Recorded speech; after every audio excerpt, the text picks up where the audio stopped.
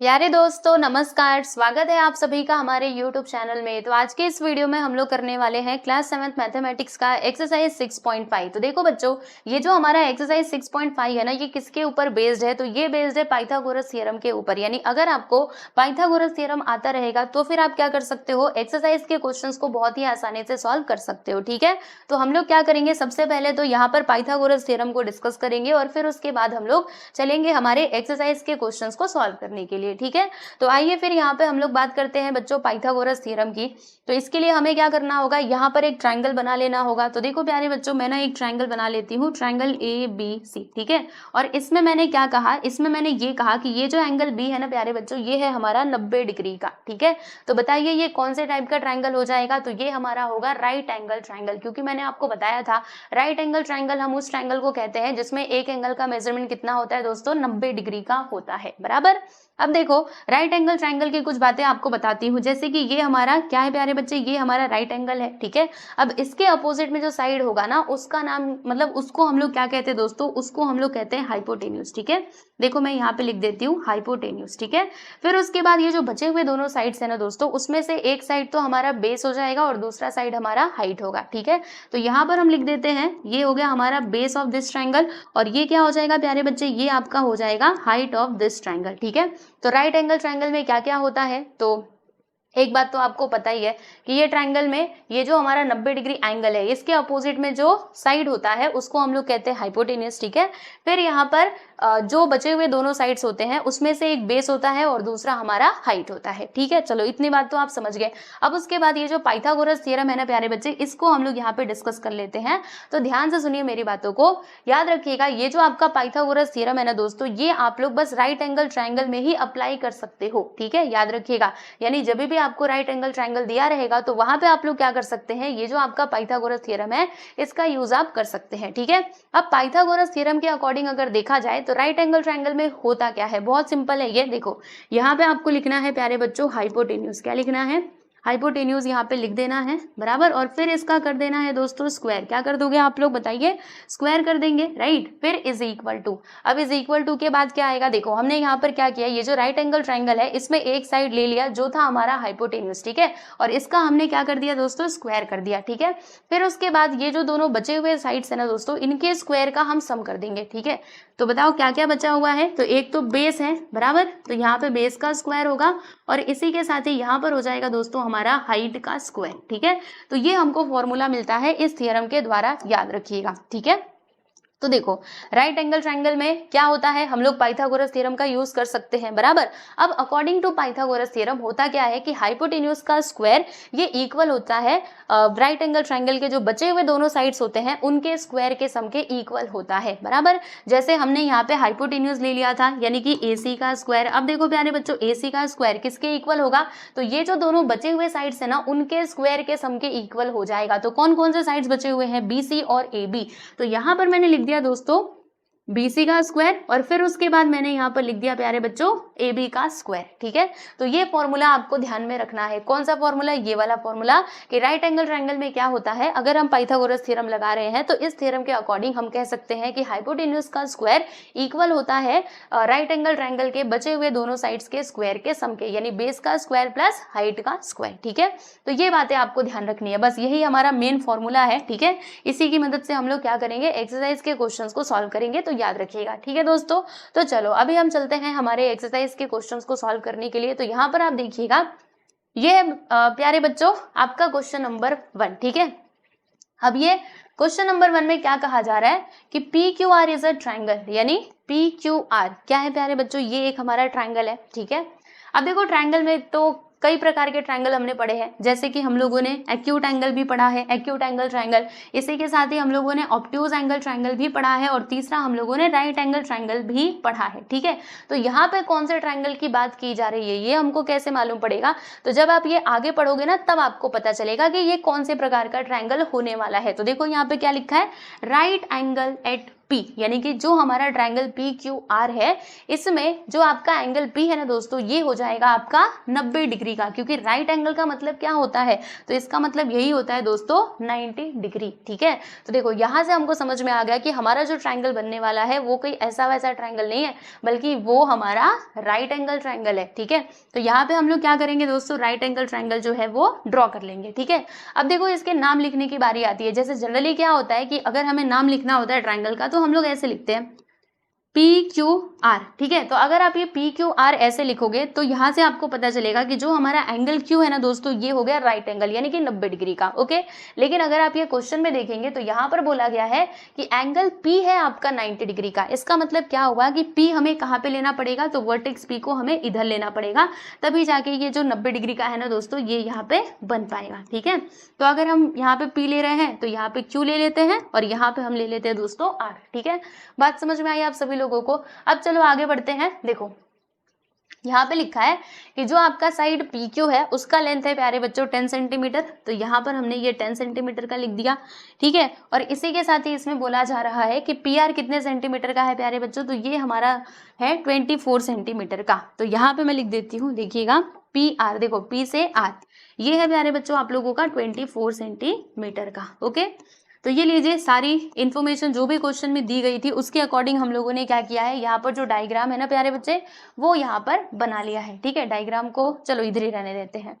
तो हमें यहाँ पे फाइंड क्या करना है, फाइंड लेंथ ऑफ QR, यानी कि QR हम लोगों को फाइंड करना है। देखो दोस्तों ये हमें फाइंड करना है। अब हम कैसे फाइंड करेंगे, तो देखो अब भी हमने वो फॉर्मूला देखा था पाइथागोरस थ्योरम में। क्या था फॉर्मूला, हाइपोटेनस का square this is equal to base का स्क्वायर प्लस हाइट का स्क्वायर, यही फॉर्मूला हमने देखा था ना। तो अब क्या करेंगे, इस ट्राइंगल में ना हम लोग वो वाला फॉर्मूला लगाएंगे और फिर हमें ये जो QR है वो हमको मिल जाएगा। ठीक है, तो यहाँ पर हम लिख देंगे दोस्तों सॉल्यूशन। ठीक है, फिर उसके बाद आपको यहाँ पे लिखना है, क्या लिखना है, हम ऐसे लिखेंगे कि इन ट्राइंगल PQR। ठीक है, ट्राइंगल PQR में हमने क्या देखा कि जो हमारा एंगल P है ना प्यारे बच्चे, ये है 90 डिग्री का, यानी कि ये एक राइट एंगल ट्राइंगल है। अब अगर ये राइट एंगल ट्राइंगल है तो इसमें हम पाइथागोरस थ्योरम बहुत आसानी से लगा सकते हैं। तो यहाँ पे हम लिखेंगे दोस्तों बाय पाइथागोरस थ्योरम। ठीक है, बाय पाइथागोरस थ्योरम। अब पाइथागोरस थ्योरम क्या कहता है कि पहले आप हाइपोटेन्यूज का स्क्वायर करो, फिर उसके बाद वो किसके इक्वल होगा, तो जो बचे हुए दोनों साइड्स हैं उनके स्क्वायर के सम के इक्वल हो जाएगा। ठीक है, तो इसमें हमारा हाइपोटेन्यूज क्या होगा बताइए, तो देखिए ये है 90 डिग्री का। अब इसके अपोजिट में कौन सा साइड है प्यारे बच्चों, QR, यानी कि यहाँ पे हम लोग क्या लिखेंगे, पहले मैं ना इधर फॉर्मूला लिख देती हूँ। ठीक है, चलिए यहाँ पे हम लिखेंगे दोस्तों हाइपोटेन्यूज का square this is equal to base का स्क्वायर प्लस हाइट का स्क्वायर। ठीक है,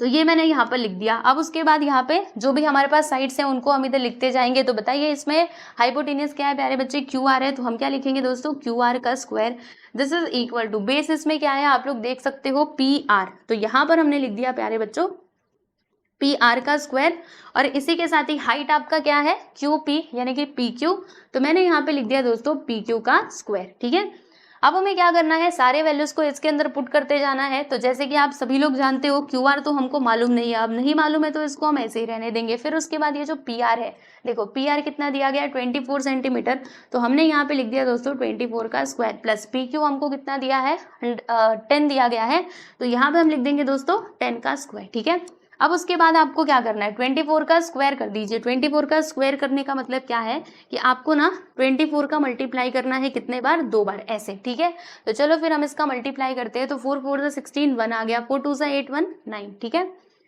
फिर 2 4 8 2 2 4, फिर यहाँ पर क्या आएगा 6, उसके बाद 8 8 16 1 17, और यहाँ पर आ जाएगा प्यारे बच्चे 5, यानी कि 576। तो देखो जब हमने इसका स्क्वायर किया, किसका स्क्वायर किया प्यारे बच्चे 24 का, तो हमको कितना मिलता है 576 मिलता है। ठीक है, अब हम क्या करेंगे दोस्तों, यहाँ पर हम लोग ना 10 का स्क्वायर करेंगे। 10 का स्क्वायर करने का मतलब क्या है कि 10 का हमें मल्टीप्लाई करना है 2 बार। तो जब हम 10 का मल्टीप्लाई ऐसे करेंगे 10 10 जा कितना होता है 100, तो यहाँ पर आ जाएगा प्यारे बच्चे 100। ठीक है, फिर उसके बाद इन दोनों को प्लस कर दो तो कितना आएगा 6 7, और यहाँ पर आ जाएगा 6, यानी कि 676 हमको मिला। क्या मिला प्यारे दोस्तों, तो हमें यहाँ पर मिलता है QR का स्क्वायर। ठीक है, तो QR का स्क्वायर आपको 676 मिला। हमें क्या फाइंड करना था प्यारे बच्चे, हमें तो QR फाइंड करना था, लेकिन हमको मिला क्या है QR का स्क्वायर। अब इसके लिए आपको क्या करना पड़ेगा, ये जो स्क्वायर है ना इसको यहाँ से हटाना पड़ेगा। ठीक है, अब ये स्क्वायर हटेगा कैसे? तो देखो दोस्तों, इसके लिए आपको लेना पड़ेगा स्क्वायर रूट। क्या लेना पड़ेगा? हाँ बिल्कुल, स्क्वायर रूट लेना पड़ेगा। तो यहाँ पे आप लिखिएगा taking square root on both sides, ठीक है। अब ये स्क्वायर रूट लेने से होगा क्या, मैं आपको अब भी समझा देती हूँ, चिंता मत करो। यहाँ पे लिखेंगे taking square root on both sides, ठीक है। मतलब दोनों साइड्स में हमें स्क्वायर रूट लेना होगा, है ना। आप कहेंगे कि स्क्वायर रूट मतलब स्क्वायर तो बस इसका हटाना है, फिर इसका रूट लेने की जरूरत क्या है? तो देखो दोस्तों, ये रूल होता है कि अगर आप ये इधर अगर स्क्वायर रूट ले रहे हो तो भैया इधर भी तो आपको लेना ही पड़ेगा, ठीक है। तो दोनों साइड हम ले लेंगे। तो देखो, रूट लेने का मतलब क्या है कि ऐसा आप रूट लगा देना, इसके अंदर लिखोगे QR का स्क्वायर, फिर यहाँ पर ये भी रूट के अंदर आ जाएगा 676, ठीक है। अच्छा, फिर क्या करना है? फिर बहुत सिंपल है, देखो यहाँ पर ये स्क्वायर से रूट कट जाएगा, यानी कि इधर आएगा प्यारे बच्चे बस ये QR, और 676 किसका स्क्वायर होता है, यानी इसका स्क्वायर रूट क्या होगा? तो देखो दोस्तों, स्क्वायर रूट निकालना आप लोग जानते हो कि नहीं? अगर नहीं जानते हो तो ना मैं आपको ना यहाँ पे निकाल करके बता देती हूँ, ठीक है। वैसे डायरेक्टली आप इसका आंसर क्या लिख सकते हो, जिनको भी स्क्वायर रूट पहले से पता है 676 का, वो आप सीधा सीधा यहाँ पे लिख सकते हो दोस्तों 26 सेंटीमीटर। यही आपका करेक्ट आंसर होगा, क्योंकि हम सभी को पता है कि 26 का स्क्वायर कितना होता है, 676 होता है। ओके, फिर भी अगर किसी को स्क्वायर रूट निकालना मतलब नहीं पता है इसका रूट, तो आप क्या कर सकते हो, इस प्रकार से जो रूट है ना प्यारे बच्चे, वो आप निकाल सकते हो। जैसे यहाँ पे 676 दिया है ना, तो आइए मैं आपको निकाल करके बता देती हूँ 676। अब आप क्या करोगे प्यारे बच्चे, इसके फैक्टर्स निकालोगे। तो ये 2 से जाएगा, देखो 2 3 जा 6, फिर यहाँ पे 2 3 जा 6, 2 8 जा 16, है ना, आता है कि नहीं। फिर उसके बाद यहाँ पे 2 1 जा 2, इसमें से 1 बचेगा, 2 6 जा 12, फिर से 1 बचेगा, 2 9 जा 18, बराबर। फिर ये किससे जाएगा, तो ये तो मुझे 13 से जाता हुआ दिख रहा है डायरेक्टली, है ना, क्योंकि फिर ये इसके आगे 3 से जाएगा, क्या 3 से नहीं जाने वाला, 5 से भी नहीं जाएगा। फिर इसके आगे अगर आप जाओगे तो 7 वगैरह से भी नहीं जाएगा, ये डायरेक्टली 13 से ही कटेगा। तो कितने बार में जाएगा, देखो 13 1 से 13, इसमें 3 बचेगा, 13 3 से 39, फिर ये 13 से जाएगा, तो यहाँ पर कितना आ जाएगा दोस्तों, 13 1 जा 13, ठीक है। तो यहाँ पर रूट के अंदर क्या था, रूट के अंदर हमारा 676 था, बराबर। तो अब हम इसका स्क्वायर रूट निकाल रहे हैं, इसके लिए हमने क्या करा है, इसके फैक्टर्स निकाले। तो 676 के फैक्टर्स हमको क्या क्या मिले हैं, 2 × 2 × 13 × 13, ठीक है। अब आप सभी को मालूम होगा स्क्वायर रूट निकालना, तो आपने पहले सीखा ही होगा, है ना। क्या करेंगे, देखो यहाँ पे जोड़ियां बना देंगे। तो ये 2 2 की जोड़ी बन गई, ये यहाँ पे 13 13 की जोड़ी बन गई, ठीक है। तो जब ये रूट के बाहर आएगा, देखो यहाँ पे ये 2 बार है, रूट के बाहर आने के बाद ये एक बार ही बचेगा, फिर ये 13 रूट के बाहर आएगा तो एक ही बार आएगा, ठीक है। अब 13 2 से आप करोगे तो कितना आएगा, 26 आ जाएगा, यानी कि स्क्वायर रूट ऑफ 676 हमको क्या मिलता है, 26 मिलता है। इसीलिए मैंने यहाँ पर क्या लिखा था, 26 सेंटीमीटर लिखा था, ठीक है। तो ये हो जाएगा प्यारे बच्चों आपका फाइनली आंसर, है ना। क्वेश्चन में बोला गया था कि फाइंड QR, तो QR हमने बहुत ही आसानी से जो है वो फाइंड कर लिया, ठीक है। तो आप लोग देख सकते हो फर्स्ट क्वेश्चन हमने कंप्लीट कर लिया। अब बारी है दोस्तों हमारे सेकंड क्वेश्चन की, ठीक है। तो चलो सेकंड क्वेश्चन की बात हम लोग करेंगे। तो अब ये सेकंड क्वेश्चन में क्या बताया जा रहा है कि ABC is a triangle, ABC एक ट्रायंगल है, ठीक है। और कैसा ट्रायंगल है, तो यहाँ से आपको पता चलेगा कि ये एक राइट एंगल ट्रायंगल है। और राइट एंगल कहाँ पे बन रहा है, तो पॉइंट C यानी वर्टेक्स C पे हमें राइट एंगल बनाना है, ठीक है। और यहाँ पे AB का लेंथ दिया है 25 सेंटीमीटर, AC का लेंथ दिया है दोस्तों 7 सेंटीमीटर। तो फिर हम लोगों को यहाँ पे side of BC find out करना है, ठीक है। तो चलो अभी यहाँ पे हम लोग ना डायग्राम जो है वो बना लेते हैं। कैसा डायग्राम हमारा बनेगा भैया, तो कुछ ऐसा बनेगा, क्योंकि इसमें ना राइट एंगल ट्रायंगल की ही बात की जा रही है, याद रखिएगा, ठीक है। चलो इसका नाम क्या लिखे, तो नाम यहाँ पे दिया गया प्यारे बच्चों ABC, लेकिन याद रखना कि राइट एंगल कौन से वर्टेक्स पे है, C पर है, यानी कि C जो है ना प्यारे बच्चों वो इधर आएगा, ठीक है। अगर C इधर आएगा तो A और B कहाँ गए, तो यहाँ से शुरुआत कर दो A B, और ये हो जाएगा आपका C, ठीक है। और ये हो गया हमारा 90 डिग्री का, ठीक। फिर यहाँ पर देखिएगा जो आपका AB का लेंथ है ना प्यारे बच्चे, वो दिया है 25 सेंटीमीटर, यानी कि ये हमारा AB कितना है प्यारे बच्चों, 25 सेंटीमीटर। फिर AC की अगर मैं बात करूँ तो AC है हमारा 7 सेंटीमीटर का, देखो AC का लेंथ है प्यारे बच्चे 7 सेंटीमीटर, ओके। और ये AB तो आप लोगों ने देखा ही 25 सेंटीमीटर। तो फिर हमें यहाँ पे फाइंड क्या करना है, तो हमें ना इधर फाइंड आउट करना है लेंथ ऑफ BC, यानी ये जो BC है ना दोस्तों, इसका लेंथ हम लोगों को फाइंड करना है, ठीक। तो कैसे करेंगे, वही हमारा सेम फॉर्मूला हम अप्लाई कर सकते हैं, कौन सा, पाइथागोरस थ्योरम, क्योंकि यहाँ पर ये जो ट्रायंगल हमें दिखाई दे रहा है ये एक राइट एंगल ट्रायंगल है, ठीक है। तो इसके लिए हम लोग क्या करेंगे, यहाँ पे लिख देंगे दोस्तों सॉल्यूशन, ठीक है। फिर यहाँ पर आपको सारी इन्फॉर्मेशन दे देनी होगी। क्या लिखेंगे हम कि in triangle ABC, triangle A B C में हमने क्या देखा, हमने ये देखा कि ये जो एंगल सी है ना, इसका मेजरमेंट है प्यारे बच्चे 90 डिग्री का, यानी कि ये ट्रायंगल कैसा ट्रायंगल है, तो राइट एंगल ट्रायंगल है। अब अगर ये राइट एंगल ट्रायंगल है तो इसमें हम पाइथागोरस थ्योरम लगा सकते हैं। तो हम क्या लिखेंगे प्यारे बच्चे कि देयरफॉर बाय पाइथागोरस थ्योरम, ठीक है, पाइथागोरस थ्योरम। अब पाइथागोरस भैया ने क्या कहा, तो इन्होंने कहा कि अगर तुम क्या करते हो, राइट एंगल ट्रायंगल में हाइपोटेन्यूज का स्क्वायर करते हो तो उसका स्क्वायर इक्वल होता है रिमेनिंग टू साइड्स के स्क्वायर के सम के, ठीक है। जैसे ये जो बचे हुए दोनों साइड्स हैं इनका आप स्क्वायर कर दोगे और दोनों को प्लस कर दोगे तो आपको क्या मिल जाएगा, यहाँ पर हाइपोटेन्यूज का स्क्वायर, यानी कि वो सब इक्वल हो जाएंगे, ठीक है। तो देखो मैं आपको यहाँ पे फॉर्मूला तो पहले लिख के बता देती हूँ। तो क्या लिखेंगे प्यारे बच्चे, यहाँ पे हाइपोटेन्यूज का स्क्वायर, ठीक है, हाइपोटेन्यूज का square, this is equal to base का स्क्वायर, यानी जो पहली वाली साइड है उसका स्क्वायर करना है, फिर उसके बाद जो दूसरी वाली साइड है दोस्तों हमें उसका स्क्वायर कर देना है, यानी कि हाइट का स्क्वायर कर देना है, ठीक। चलो अब उसके बाद यहाँ पे हम लोग वैल्यूज को पुट करेंगे। तो आप देख सकते हो इसमें हमारा हाइपोटेन्यूज क्या होगा, देखो ये है 90 डिग्री, 90 डिग्री के जस्ट अपोजिट में जो होता है उसी को हम लोग क्या कहते हैं दोस्तों, हाइपोटेन्यूज कहते हैं, यानी कि ए बी हमारा हो जाएगा हाइपोटेन्यूज। तो हम इधर क्या लिखेंगे प्यारे बच्चे, ए बी का square, this is equal to base कितना है भैया, बेस तो हमारा बीसी है, तो मैंने यहाँ पे लिख दिया दोस्तों BC प्लस हाइट कितना है आप देख सकते हो, मतलब हाइट कौन सा है AC, तो इधर हमने AC लिख दिया, बराबर, रुकिए, इधर हमने AC लिख दिया।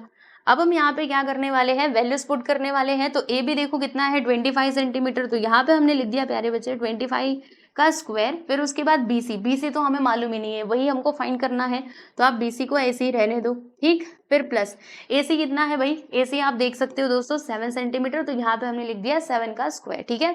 अब ये 25 का स्क्वायर अगर आप करोगे तो 25 का स्क्वायर हम सभी को मालूम है कितना होता है प्यारे बच्चे, 625 होता है। 25 के स्क्वायर करने का मतलब क्या है कि 25 का मल्टीप्लाई आपको 2 बार कर देना है। तो अगर आप इसका मल्टीप्लाई 2 बार करोगे तो आपको मिलेगा 625, ठीक है। फिर यहाँ पे हमने लिख दिया BC का स्क्वायर प्लस 7 का स्क्वायर करोगे तो कितना आएगा, तो 7 7 जा 49, हम सभी को मालूम है। अब ये 49 को इधर बुला लेंगे, तो जब ये 49 इधर आएगा तो देखो माइनस में हो जाएगा, है कि नहीं। फिर यहाँ पे आ गया BC का स्क्वायर, अब आप इधर माइनस करके बताओ कितना आता है। तो देखो दोस्तों BC स्क्वायर हमको मिलेगा, चलो माइनस करते, 15 में से 9 गया तो 6, फिर यहाँ पे 1 बचा, तो 11 में से अगर 4 जाएगा तो 7 आएगा, और उसके बाद यहाँ पे बचता है 5, यानी कि 576 आ जाएगा प्यारे बच्चे, कितना आएगा 576। इधर भी हम एक बार माइनस करके देख लेते हैं, किसको माइनस करना है, 49 को। तो 15 में से 9 गया तो 6, 11 में से 4 गया तो 7, 8 9 10 11, जी हाँ बिल्कुल 7, और यहाँ पे आ जाएगा प्यारे बच्चे 5, यानी कि 576, ठीक है। अब हम क्या करेंगे, अब हम यहाँ पे स्क्वायर रूट ले लेंगे दोनों साइड का, क्योंकि हमें क्या करना होगा, ये जो स्क्वायर है ना इसको यहाँ से हटाना होगा, क्योंकि हमें तो BC का लेंथ चाहिए, हमें BC के स्क्वायर का लेंथ नहीं चाहिए। इसके लिए हम लोग क्या करेंगे, यहाँ पे ना स्क्वायर रूट ले लेंगे दोस्तों। देखो इस प्रकार से ये जो आपका BC का स्क्वायर है ना ये रूट के अंदर आ जाएगा, और 576 भी रूट के अंदर आएगा। अब देखो स्क्वायर से ये रूट कैंसिल, यानी कि यहाँ पर आएगा दोस्तों BC, और 576 किसका स्क्वायर होता है, यानी इसका स्क्वायर रूट क्या होगा प्यारे बच्चों, तो 24 सेंटीमीटर आ जाएगा इसका आंसर, याद रखिएगा, ठीक है। याद क्या रखना है, आपने स्क्वायर रूट निकाल के देख लेना, हमें इतना ही मिलेगा, ठीक है। जैसे मैं आपको यहाँ पे निकाल करके दिखा देती हूँ, रुकिए, आइए, क्या था 576 था ना, तो ये भी एक बार आप देखते हुए चलो। 576 इसका हमको स्क्वायर रूट निकालना था, तो क्या करना होगा, पहले इसका प्राइम फैक्टराइजेशन हमें करना होगा। तो 2 2 जा 4, इसमें से 1 बचेगा, 2 8 जा 16, फिर 2 8 जा 16, फिर 2 से करोगे 2 1 जा 2, 2 4 जा 8, 2 4 जा 8, फिर ये 2 से जाएगा, 2 7 जा 14, 2 2 जा 4, ठीक है, 2 2 जा 4, और फिर उसके बाद ये 2 से जाएगा, देखो 2 3 जा 6, 2 6 जा 12, फिर से ये 2 से जाएगा तो 2 1 जा 2, 2 8 जा 16, फिर ये 2 से जाएगा 2 9 जा 18, अब ये 3 से जाएगा 3 3 जा 9, और 3 1 जा 3, ठीक है। तो ये सारे हमारे फैक्टर्स जो है वो हमको मिल चुके हैं, बराबर। अब हमें क्या करना था, हमें इसका स्क्वायर रूट चाहिए था ना, तो ये सारे फैक्टर्स हमको मिले हैं, तो इनको हम लिख देते हैं। तो 2 कितनी बार है, 1 2 3 4 5 6, तो यहाँ पे हम लिखेंगे 2 इंटू 2 इंटू 2 इंटू 2, ऐसे ही करके ना हम लोग 2 को 6 बार लिख देंगे, बाकी 3 को हम लोग 2 बार लिखेंगे, ठीक है। अब उसके बाद यहाँ पर ना हमें जोड़ियां बनानी है, तो इन दोनों की एक जोड़ी बना दो, इन दोनों की, ठीक है, फिर इन दोनों की। तो 2 2 बाहर आएगा तो 1 2, फिर ये 2 2 बाहर आया तो 1 2, ये भी बाहर आया तो 1 2, और यहाँ पे 3 3, तो बाहर आने के बाद 1 3, ठीक है, यानी रूट को हमने क्या किया दोस्तों, हटा दिया, बराबर। अब देखो यहाँ पर क्या होगा, 2 2 जा 4, 4 2 जा 8, और 8 3 से कितना होता है भैया, 24 होता है, इसीलिए मैंने यहाँ पे लिखा था 24 सेंटीमीटर, ठीक है। तो यहाँ पे हमने क्या किया था, स्क्वायर रूट लिया था, तो इसका रीजन भी आप लिख के बता देना कि taking square root on both side, ठीक है। Taking square root on both sides. बराबर। चलिए भैया, तो ये आपका करेक्ट आंसर है। देख लो, हमने यहाँ पर जो BC का लेंथ हमसे पूछा गया था क्वेश्चन में, वो हमने इधर फाइंड आउट कर लिया है, और इस तरीके से हमारा जो सेकंड क्वेश्चन था प्यारे बच्चे, वो होता है यहाँ पर समाप्त। ठीक है, आई होप कि आपको सेकंड क्वेश्चन अच्छे से समझ में आ गया होगा। अब हम यहाँ पे बात करने वाले हैं हमारे नेक्स्ट क्वेश्चन की। तो अगला सवाल आप लोगों की स्क्रीन पर ये रहा। अब इसमें क्या दिया गया है, आइए जरा समझते हैं। तो यहाँ पर लिखा गया है दोस्तों कि a 15-meter long ladder reached a window 12-meter height from the ground on placing it against a wall at a distance A. Find the distance of the foot of the ladder from the wall. यानी कहने का मतलब क्या है, तो कहने का मतलब सीधा सा ये है, जैसे आप इस डायग्राम के माध्यम से समझना। आप यहाँ पे समझ लो दोस्तों कि क्या है, आपकी खिड़की है। ठीक है जी, क्या है, खिड़की। बराबर। और ये आपका ग्राउंड है। ग्राउंड हम सभी को पता है, जो जमीन होती है उसको हम कहते हैं ग्राउंड। और ये हमारा दीवार है ना। दीवार में ही तो खिड़की लगी रहती है, आप सभी को पता होगा, राइट। तो समझ लो कि ये हमारा मतलब ये ग्राउंड से ये खिड़की तक का हाइट है, जो कितना दिया गया है दोस्तों, 12 सेंटीमीटर दिया गया है। बराबर, याद रखिएगा। ठीक है, और एक और बात आप लोगों को बताना चाहती हूँ, जैसे कि जो हमारा दीवार होता है, वॉल होता है, वो हमेशा सीधा होता है, यानी कि परपेंडिकुलर होता है। कभी आपने दीवार को ऐसे होते हुए, मतलब ऐसे बनते हुए देखा है? ठीक है, नहीं देखा होगा। यानी कि दीवार हमेशा कैसी होती है दोस्तों, सीधी होती है। मतलब ये जो वॉल है ना प्यारे बच्चे, ये यहाँ पर ग्राउंड पे कितने डिग्री का एंगल बनाएगा, तो 90 डिग्री का एंगल बनाएगा, याद रखिएगा। ठीक है, चलिए इतनी बातें तो आपको क्लियर हो गई।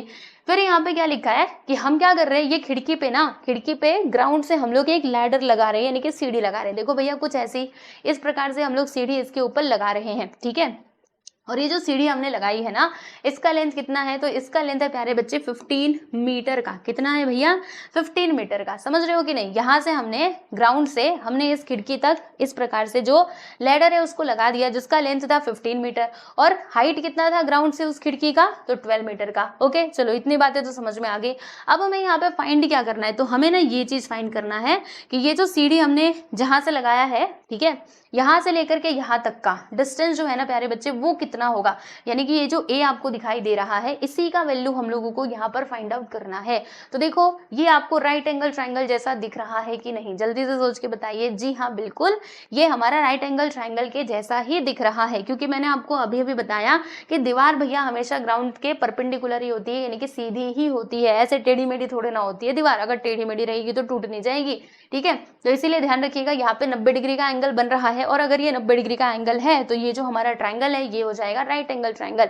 यानी इसमें हम क्या कर सकते हैं दोस्तों, इसमें ना हम लोग पाइथागोरस थ्योरम जो है वो अप्लाई कर सकते हैं। ठीक है, तो चलो एक काम करते हैं, इसका ना नामकरण कर देते हैं। अभी इसका कुछ नाम लिखा नहीं है क्वेश्चन में। ठीक है, तो हम लोग इसका नाम लिख देते हैं। क्या लिखेंगे, P Q और यहाँ पर R। ठीक है, ये हमने इसका नामकरण कर दिया। अब आओ भाई, इसका सॉल्यूशन करना हम स्टार्ट करते हैं। तो यहाँ पे लिख देंगे सॉल्यूशन। ठीक है, चलो तो अब यहाँ पे हम मान लेते हैं, क्या मानेंगे कि ये जो हमारा PQ है, ये है height of the window, right, window from the ground. और फिर उसके बाद ये जो आपका PR है प्यारे बच्चे, ये हो जाएगा हमारा लैडर। ठीक है, तो यहाँ पे हम क्या लिखेंगे कि late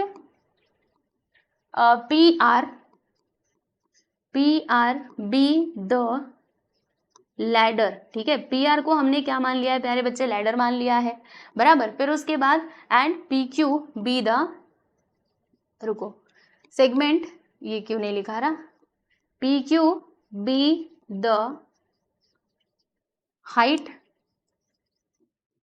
of the window, height of the window from the ground. ठीक है, विंडो फ्रॉम द ग्राउंड, मतलब ग्राउंड से वो जो विंडो है ना, वो कितने हाइट पे है, तो वो 12 मीटर के हाइट पे है, वो हमने इधर लिख दिया फ्रॉम द ग्राउंड। ठीक है, और हमें क्या लिखना है, और हमें एक और चीज लिखना है, एंड हम यहाँ पे लिखेंगे कि ये जो QR है ना प्यारे बच्चे, ये हमारा डिस्टेंस हो जाएगा, जो हमें यहाँ पे डिस्टेंस निकालना था, distance of the foot of the ladder from the wall. मतलब ये जो डिस्टेंस है, ये सीढ़ी से लेकर के यहाँ तक का, राइट, तो वो हम लोगों को फाइंड करना है। तो हम यहाँ पे लिखेंगे and QR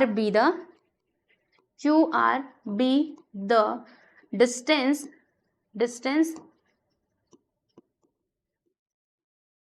of the foot of the ladder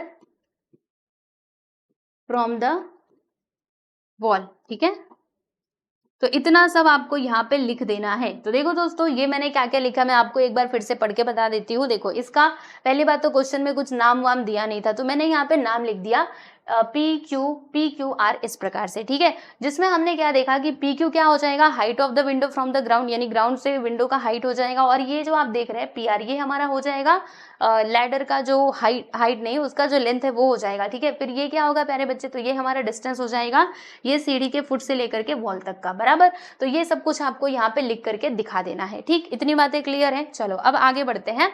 अब देखो प्यारे बच्चे, जैसे कि मैंने आपको बताया कि यहाँ पे ये ट्रायंगल फॉर्म हो रहा है इन ट्रायंगल PQR। अब ये ट्रायंगल PQR में हमने क्या देखा, हमने एक बात देखी कि यहाँ पर ये जो एंगल Q है ना प्यारे बच्चे, ये हो जाएगा हमारा 90 डिग्री का। और क्यों होगा इसका रीजन मैंने आपको बता दिया था, ठीक है। अब अगर ये 90 डिग्री का है, यानी कि ये हमारा कैसा ट्रायंगल होगा, राइट एंगल ट्रायंगल होगा।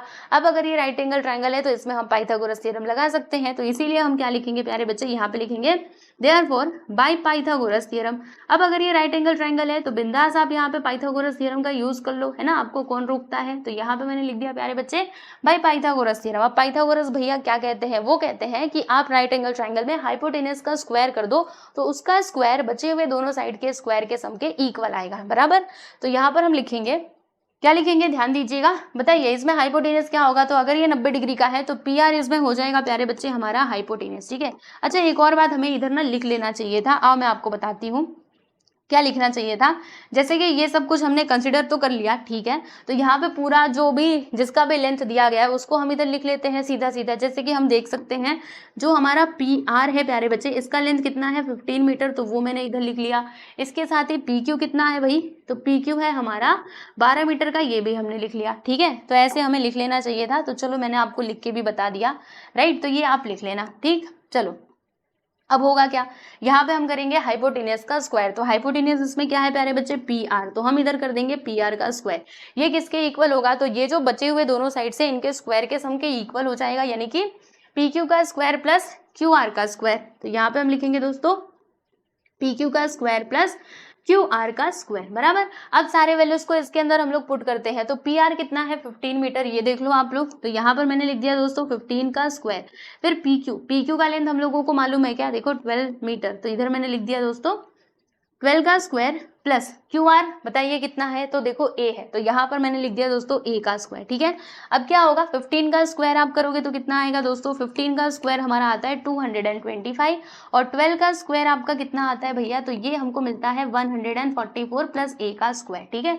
चलो आगे का कैलकुलेशन ना मैं आपको इधर करके बताती हूँ। यहाँ से हम एक लाइन खींच देते हैं और आगे का कैलकुलेशन हम आपको इधर बताते हैं, ठीक।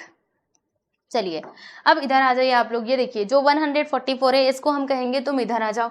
तो जब ये इधर आएगा तो माइनस में हो जाएगा, 224 minus 225 minus 144, this is equal to A का स्क्वायर। अब चलो भैया हमने यहाँ पे माइनस करते तो A स्क्वायर हमको क्या मिलेगा, 5 में से 4 गया तो 1, और 12 में से 4 गया तो 8 आ जाएगा, 1 में से 1 गया तो 0, यानी कि यहाँ पे 81 आएगा, ठीक है। फिर से हमें वही सेम काम करना होगा। बताइए, हमें तो A का वैल्यू चाहिए, हमें A स्क्वायर थोड़े ना चाहिए। तो इसके लिए हम लोग क्या करेंगे, यहाँ पर हम एक काम करेंगे, स्क्वायर रूट ले लेंगे। तो मैं इधर लिखूंगी taking square root on both sides, ठीक है, taking square root on both sides, ठीक है। चलो तो ये हो गया प्यारे बच्चों आपका, मतलब ये लिख दिया मैंने। फिर ना हम लोग इधर रूट ले लेंगे, तो A का square this is equal to, यहाँ पे रूट के अंदर 81 आ जाएगा, बराबर। फिर उसके बाद हमें क्या करना है भाई, तो उसके बाद आपको यहाँ पे ये काम करना है। तो देखो ये स्क्वायर से रूट कैंसिल, यानी कि इधर A आएगा। फिर यहाँ पे 81 जो है ये किसका स्क्वायर होता है, 9 का स्क्वायर होता है, यानी कि A का वैल्यू जो है ना प्यारे बच्चों वो हमको क्या मिल जाएगा, वो हमको मिल जाएगा 9 मीटर। क्या मिलेगा दोस्तों, 9 मीटर मिल जाएगा, ठीक है ना। हमें यही तो फाइंड करना था। अगर आप ये क्वेश्चन में देखेंगे तो आपको मालूम पड़ेगा, हमें ये डिस्टेंस फाइंड करना था। और हमारा जो डिस्टेंस है ना वो क्या था, QR ही तो था। देखो भैया QR जो कि A दिया गया था, तो हमने यहाँ पे डिस्टेंस निकाल लिया। कितने का डिस्टेंस है भाई, यहाँ से लेकर के यहाँ तक का, तो 9 मीटर का डिस्टेंस है, ठीक है। तो हम यहाँ पे लिख देंगे, देखिएगा ऐसे लिखेंगे कि hence distance of the foot of the wall. ऐसे पूरा स्टेटमेंट बना करके आप क्या कर सकते हो दोस्तों, लिख सकते हो distance of the foot of the wall, एक मिनट, फुट ऑफ द, ये देखो मैंने गलत लिख दिया, foot of the ladder, right, foot of the ladder from the wall, wall is, बताइए कितने मीटर का डिस्टेंस है, तो 9 मीटर का है। तो यहाँ पर हम क्या लिख देंगे दोस्तों, 9 मीटर लिख देंगे। और इस तरीके से हमारा ये जो क्वेश्चन नंबर 3 था ये भी होता है यहाँ पर समाप्त। ठीक है, तो देखा आप लोगों ने कितना इजी क्वेश्चन था, राइट। चलो ये काम तो हमने कर लिया। अब हम चलते हैं हमारे अगले सवाल की तरफ, यानी कि क्वेश्चन नंबर, कौन से क्वेश्चन की तरफ चलेंगे भैया, तो यहाँ पे हम चलते हैं क्वेश्चन नंबर 4 की तरफ। ठीक है प्यारे बच्चों, तो क्वेश्चन नंबर 4 हमको क्या कहता है, जरा हम इसके बारे में समझते हैं। तो यहाँ पे लिखा हुआ है कि विच of the following can be the sides of a right angle triangle. यानी कहने का मतलब क्या है, देखो यहाँ पर ना कुछ साइड्स दिए गए हैं, देखो ट्रायंगल के जो साइड्स होते हैं ना वो यहाँ पे दिए गए हैं। तो आपको बताना है, क्या बताना है कि इनमें से कौन सा, मतलब जैसे देखो यहाँ पे पहले वाले की मैं बात करूंगी, ठीक है। तो आपको बताना है कि क्या ये जो यहाँ पे साइड्स का लेंथ दिया गया है इसकी मदद से हम लोग राइट एंगल ट्रायंगल जो है वो फॉर्म कर सकते हैं क्या, ठीक है। तो ये आपको पता लगाना है, वैसे ही सेकंड भी करना है और ये थर्ड भी करना है, ठीक है। तो ये आप यहाँ पे कर लीजिएगा। फिर यहाँ पे देखो आगे क्या लिखा है कि in the case of right angle triangle, यानी अगर वो राइट एंगल ट्रायंगल होता है तो फिर आपको यहाँ पे आइडेंटिफाई करना है। क्या आइडेंटिफाई करना है दोस्तों, आइडेंटिफाई द राइट एंगल्स। यानी आपको बताना है, अगर मान लीजिए आपका ट्रायंगल जो है वो राइट एंगल बन जाता है तो आपको बताना है कि इसमें राइट एंगल क्या होगा, यानी कि 90 डिग्री का एंगल कौन सा होगा, ठीक है। तो चलो हमने कहा ओके कोई बात नहीं है, हम लोग यहाँ पे एक एक करके जो भी सॉल्यूशंस दिया गया हम उसको करेंगे, ठीक है। मतलब हम ये सॉल्यूशन करेंगे, ओके। तो यहाँ पे हम लिख देते हैं दोस्तों सॉल्यूशन, बराबर। अब देखो पहला नंबर डाल के यहाँ पर मैं लिखती हूँ, क्या लिखा हुआ है 2.5 सेंटीमीटर, बराबर। और फिर यहाँ पे जो दूसरे साइड का लेंथ है वो उसमें दिया गया है 6.5 सेंटीमीटर। अगला यहाँ पर दिया गया है दोस्तों 6 सेंटीमीटर, ठीक है। चलो अब मैं आपको एक और बात यहाँ पर बताना चाहती हूँ। जैसे कि मान लो कि ये आपका प्यारे बच्चे राइट एंगल ट्रायंगल है, मैंने क्या कहा कि रुको, मैंने यहाँ पे ना एक इस प्रकार से ट्रायंगल बना दिया, ठीक है। अब मुझे नहीं पता ये कौन सा ट्रायंगल है, मुझे नहीं पता, ठीक है। तो ये राइट एंगल ट्रायंगल कब हो सकता है, सुनो, राइट एंगल ट्रायंगल के लिए एक कंडीशन होती है। जैसे मान लो कोई भी ऐसे ट्रायंगल दिया गया और उसके साइड्स का लेंथ दिया गया है और आपको बताना है कि वो राइट एंगल ट्रायंगल है कि नहीं। तो इसके लिए आप लोग क्या करेंगे, बहुत सीधी सी बात है। देखो ट्रायंगल में जैसे कि 3 साइड्स होते हैं, है ना, हम सभी को मालूम है। कौन कौन से, मान लेते हैं यहाँ पे ए है, बी है और ये सी है, ठीक है। तो इस प्रकार से ये 3 साइड्स होते हैं, हम सभी जानते हैं, ओके। तो अभी हमें क्या करना है, ये जो तीनों साइड्स दिए गए ना दोस्तों, इनका हमको स्क्वायर निकाल लेना है। जैसे हम ए का स्क्वायर निकालेंगे, फिर उसके बाद दूसरी वाली साइड का स्क्वायर निकालेंगे और इसी के साथ ही तीसरी वाली साइड का भी हम लोग स्क्वायर निकाल लेंगे, ठीक है। चलो इतना काम तो आपने कर लिया। फिर उसके बाद सुनो एकदम ध्यान से, जैसे कि ट्रायंगल में क्या होता है, जो हमारे साइड्स होते हैं उनका लेंथ भी दिया होता है, जैसे यहाँ पर दिया गया है, ठीक है। तो अब इनमें से जो छोटे छोटे साइड्स होंगे ना प्यारे बच्चे, उनके स्क्वायर का हमको क्या कर देना है, सम कर देना है। जैसे मैं ना आपको एक एग्जांपल लेकर के बताऊं तो फिर आपको अच्छे से समझेगा। ये मान लेते हैं कि ये हमारा एक इस प्रकार से ट्रायंगल है, ठीक है। अब इसमें मैंने आपसे क्या कहा कि ये हमारा 5 सेंटीमीटर का है, ठीक है। ये है हमारा 3 सेंटीमीटर का और ये वाला जो साइड है ना प्यारे बच्चों, ये है हमारा 4 सेंटीमीटर का। अब मैं आपसे पूछ रही हूँ कि बताओ क्या ये राइट एंगल ट्रायंगल है, जो यहाँ पे ट्रायंगल बनने वाला है जिसके साइड्स हो जाएंगे 5, 3 और 4 सेंटीमीटर, क्या ये राइट एंगल ट्रायंगल हो सकता है। तो आप क्या करोगे, आप यहाँ पे चेक करोगे। अब चेक करने का तरीका क्या है, सुनो बहुत सिंपल है। पहले आप ये तीनों साइड्स के स्क्वायर का सम कर देना। जैसे 5 का स्क्वायर 25 आ गया, फिर यहाँ पे 3 का स्क्वायर करेंगे प्यारे बच्चे तो 9 आ जाएगा, फिर यहाँ पे 4 का स्क्वायर आप करोगे तो कितना आएगा, 16 आएगा, ठीक है। इतना आप कर लोगे। फिर आपको क्या करना है, देखो यहाँ पे जो छोटे छोटे साइड्स हैं उनका हमने ये स्क्वायर निकाला है। अब उन दोनों को ना हम लोग जोड़ देंगे, यानी कि छोटे छोटे साइड्स कौन से हैं, जैसे ये 3 साइड्स हैं, 5, 3, 4, ठीक है। तो इसमें से जो सबसे बड़ा वाला साइड है उसे आप किनारे रखो, जो बचे हुए दोनों छोटे छोटे साइड्स है ना बच्चों, उनके स्क्वायर का आप सम कर दो। तो देखो यहाँ पे 3 हम ले लेंगे, तो 3 का स्क्वायर, देखो यहाँ पे आपको 3 का स्क्वायर करना है, 4 का स्क्वायर करना है, दोनों को ना प्लस कर देना है, ठीक है।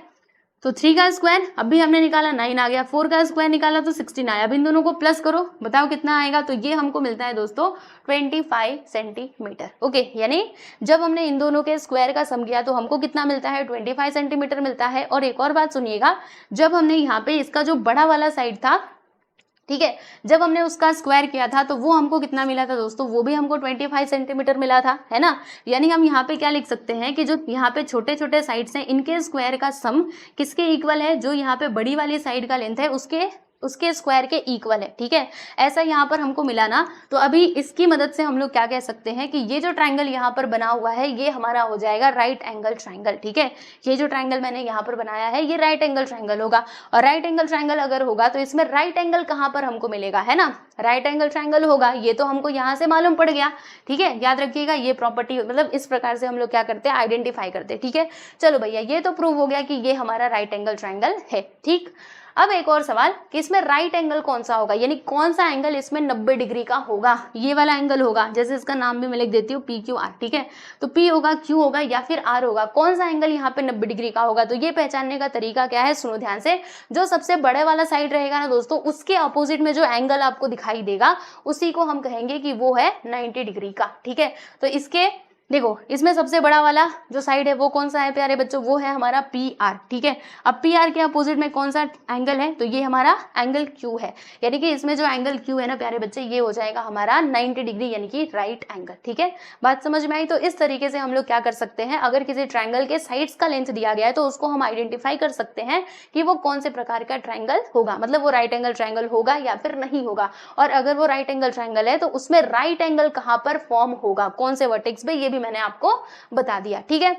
तो इतनी बातें आपको ध्यान रखनी है। चलो भैया अब मैं इसको यहाँ से ना गायब कर देती हूँ, या फिर अभी फिलहाल के लिए रहने देती हूँ, बाद में हम लोग इसको गायब करेंगे, ठीक है।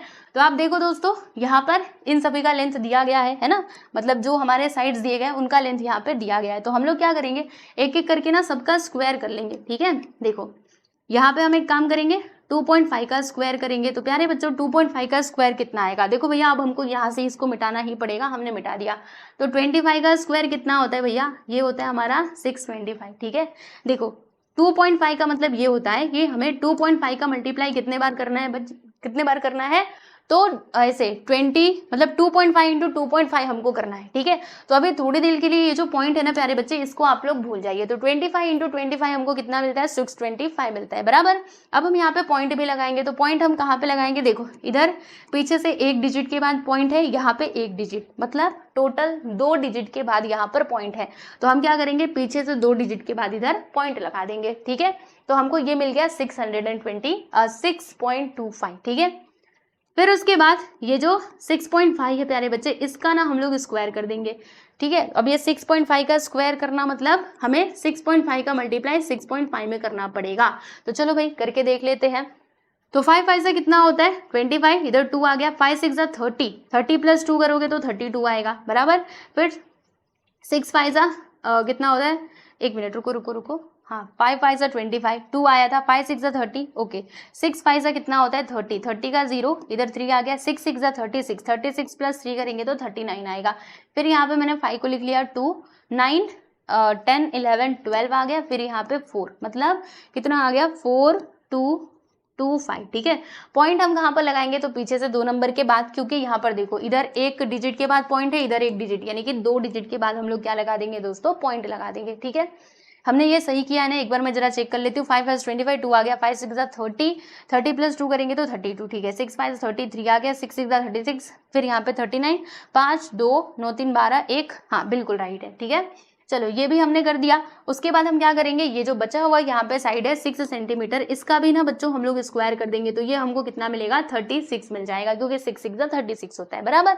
अब हम क्या करेंगे, ध्यान दीजिएगा, देखो इसमें से सबसे बड़ा वाला साइड कौन सा था, तो ये हमारा सबसे बड़ा वाला साइड था। तो इसको अभी किनारे छोड़ो, जो यहाँ पे छोटे छोटे साइड्स थे ना उनके स्क्वायर का हम सम कर देंगे। तो छोटे छोटे साइड्स कौन कौन से थे, 2.5 और ये 6 था, राइट। तो 2.5 का स्क्वायर हमको कितना मिला है भाई, तो ये हमको मिलता है 6.25, बराबर, और 6 का स्क्वायर हमको कितना मिला है 36।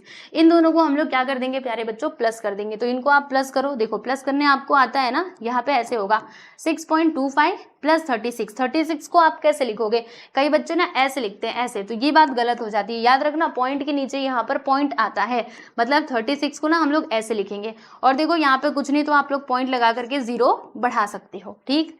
अब 5 प्लस 0 तो 5, 2 प्लस 0 तो 2, 6 6 प्लस कितना होगा 12, 12 का 2 इधर 1 आ गया और यहाँ पे 4, यानी कि 42.5 यहाँ पर हमको मिल चुका है। तो इधर मैं लिख देती हूँ प्यारे बच्चों 42.5, ठीक है। अब इसकी तरफ जरा ध्यान देना, ये देखो जब हमने क्या किया, इस मतलब यहाँ पर ये जो इन्फॉर्मेशन दी गई थी इसके अकॉर्डिंग हमने क्या करा, यहाँ पे साइड्स के स्क्वायर किए, ठीक है। फिर जो बचे हुए दोनों मतलब जो छोटे छोटे साइड्स थे उनके स्क्वायर का हमने सम किया, जो हमको कितना मिलता है 42.5 सेंटीमीटर हमको मिलता है। और जो हमारी बड़ी वाली साइड थी प्यारे बच्चे, उसका स्क्वायर भी हमको कितना मिला था 42.25 ही मिला था। यानी कहने का मतलब क्या है कि यहाँ पर ये जो ट्राइंगल फॉर्म होगा दोस्तों, ये हमारा राइट एंगल ट्राइंगल ही बनेगा इन साइड्स की मदद से, ठीक है। तो यहाँ पे हम क्या लिखेंगे कि देयरफॉर हमने इधर क्या देखा, हमने ये देखा कि 2.5 का स्क्वायर, समझिएगा 2.5 का स्क्वायर प्लस 6 का स्क्वायर ये किसके इक्वल होता है, तो ये हमारा 6.5 के स्क्वायर के इक्वल होता है, ठीक है। यानी इससे क्या प्रूफ होता है, यहाँ पे आप सिंस लिखो, सिंस देखो ऐसे, सिंस हमने यहाँ पर क्या देखा कि 2.5 का स्क्वायर प्लस 6 का स्क्वायर किसके इक्वल है, 6.5 के स्क्वायर, मतलब इन दोनों का सम किसके इक्वल है, 6.5 के स्क्वायर के इक्वल है। यानी यहाँ से ये प्रूफ हो गया कि ये जो ट्राइंगल यहाँ पर बनेगा इन साइड्स का यूज करके वो हो जाएगा हमारा राइट एंगल ट्राइंगल, ठीक है दोस्तों। तो यहाँ पे हम लिखेंगे कि हेंस क्या लिखोगे, यहाँ पे हम लिखेंगे जैसे कि हाँ यहाँ पे लिखते हैं कि हियर, यहाँ पे हमने क्या देखा कि square of the one side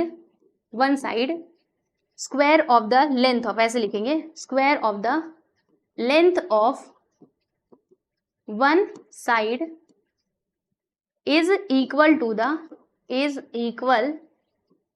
to the sum of the square of length of remaining two sides, बराबर, रिमेनिंग टू साइड्स, ओके। चलो तो ये बात आपको यहाँ पे लिख करके बता देना है। हमने इधर क्या लिखा, हमने बहुत सिंपल सी बात लिखी है, जो हमको यहाँ से मिला ना दोस्तों वही हमने यहाँ पर लिखा। क्या लिखा कि square of the length of one side, यानी एक साइड का जो स्क्वायर है वो किसके इक्वल है, तो वो इसके इक्वल है sum of the square of length of remaining two sides, यानी जो बचे हुए दोनों साइड्स हैं उनके स्क्वायर के सम के इक्वल है, बराबर। तो यहाँ से क्या प्रूफ होता है कि ये जो ट्राइंगल यहाँ पर फॉर्म होगा इन साइड्स का यूज करके वो हो जाएगा हमारा राइट एंगल ट्राइंगल, ठीक है। तो यहाँ पे हम लिखेंगे कि hence by using these sides by using these sides we can form a right angle triangle, right angle triangle. यानी कि इन साइड्स का यूज करके हम लोग क्या कर सकते हैं प्यारे बच्चों, हम यहाँ पे राइट एंगल ट्राइंगल जो है वो फॉर्म कर सकते हैं, ठीक है। चलो इतना तो हमने बता दिया, जैसे कि हमारे क्वेश्चन में पूछा गया था, हमने बता दिया कि इन साइड्स का यूज करके हम लोग राइट एंगल ट्राइंगल तो फॉर्म कर सकते हैं। अब यहाँ पे एक और बात पूछी गई थी आपसे कि बताओ अगर वो राइट एंगल ट्राइंगल बन रहा है तो आपको ये बताना है कि उसमें राइट एंगल कहाँ पर बनेगा। तो प्यारे बच्चों मुझे एक बात बताओ, इसमें राइट एंगल कहाँ पर बनेगा, तो मैंने आपको एक तरीका बताया था ना, आप देखोगे तीनों साइड्स को, तीनों साइड्स में सबसे बड़ी वाली लेंथ मतलब सबसे बड़ा वाला साइड कौन सा है, वो है हमारा 6.5 सेंटीमीटर, ठीक है। अब 6.5 के अपोजिट में जो एंगल बनेगा वही तो हमारा राइट एंगल होगा, बराबर। तो यहाँ पे हम लिखेंगे कि यहाँ पर एंड करके लिखते हैं, एंड कैसे लिखेंगे कि right angle will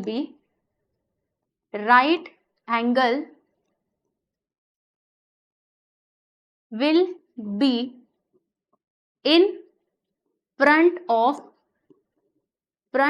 side 6.5 centimetre. मतलब क्या हुआ इसका, देखो in front of side of 6.5 centimetre, यानी कि 6.5 सेंटीमीटर के फ्रंट में यानी कि अपोजिट में जो एंगल बनेगा वही हमारा राइट एंगल होगा, ठीक है। तो ये स्टेटमेंट आपको प्रॉपरली यहाँ पे क्या कर देना है प्यारे दोस्तों, लिख देना है, ठीक है। अब मैं आपको ये स्टेटमेंट के बारे में कुछ बातें बता देती हूँ, जैसे कि ये जो स्टेटमेंट है अब कोई जरूरी नहीं है कि जैसे मैंने लिखा है वैसे आपको लिखना है, आप अपने मन से भी स्टेटमेंट बना करके लिख सकते हो, ठीक है। बस आपका स्टेटमेंट जो है वो सही होना चाहिए, ओके, तो फिर आपको फुल टू फुल मार्क्स मिलेंगे, ओके। इतनी बातें क्लियर है। तो आप लोग देखो हमने ये जो फर्स्ट वाला क्वेश्चन था दोस्तों इसको हमने सॉल्व कर लिया। अब यहाँ पे हम सेकेंड वन की बात करेंगे, तो चलो चलते हैं सेकेंड क्वेश्चन को सॉल्व करने के लिए। तो अभी इसके लिए हमें क्या करना होगा, यहाँ पर ये जो सब कुछ है इसे ना बच्चों हम लोग रफ कर देंगे, ठीक है। और यहाँ पे नंबर 2 डाल करके हम इसको सॉल्व करेंगे और चेक करेंगे कि क्या हम यहाँ पे राइट एंगल ट्रायंगल बना सकते हैं इन साइड्स का यूज करके। आइए जरा हम चेक करते हैं। तो यहाँ पे हम लिखेंगे नंबर 2, जिसके साइड्स का लेंथ दिया गया है 2 सेंटीमीटर, 2 सेंटीमीटर, और यहाँ पर है प्यारे बच्चे 5 सेंटीमीटर, ठीक है। तो क्या करना होगा बोलो, यहाँ पर हमें ये जो साइड्स दिए गए हैं इनका हम स्क्वायर कर लेंगे। पहली बात तो ये है। तो चलो प्यारे बच्चे यहाँ पे हम क्या करेंगे, 2 का स्क्वायर करेंगे, तो 2 का स्क्वायर 4 सेंटीमीटर आ जाएगा, है ना। फिर उसके बाद यहाँ पे अगेन 2 का स्क्वायर करेंगे, आप लोग देख सकते हो, राइट। तो 2 का स्क्वायर यहाँ पे 4 आएगा। फिर ये जो 5 है इसका स्क्वायर आप कर दो तो कितना आएगा प्यारे बच्चे, 25 आएगा, राइट। अब यहाँ पे हम लोग क्या करेंगे, देखो ये जो दोनों छोटे छोटे साइड्स हैं इनके स्क्वायर का हम यहाँ पे सम करेंगे। तो देखो 2 का स्क्वायर हमको 4 मिला है और यहाँ पे 2 का स्क्वायर 4 मिला है। अगर आप इन दोनों को जोड़ोगे तो कितना आएगा प्यारे बच्चे, 8 आ जाएगा, ठीक है।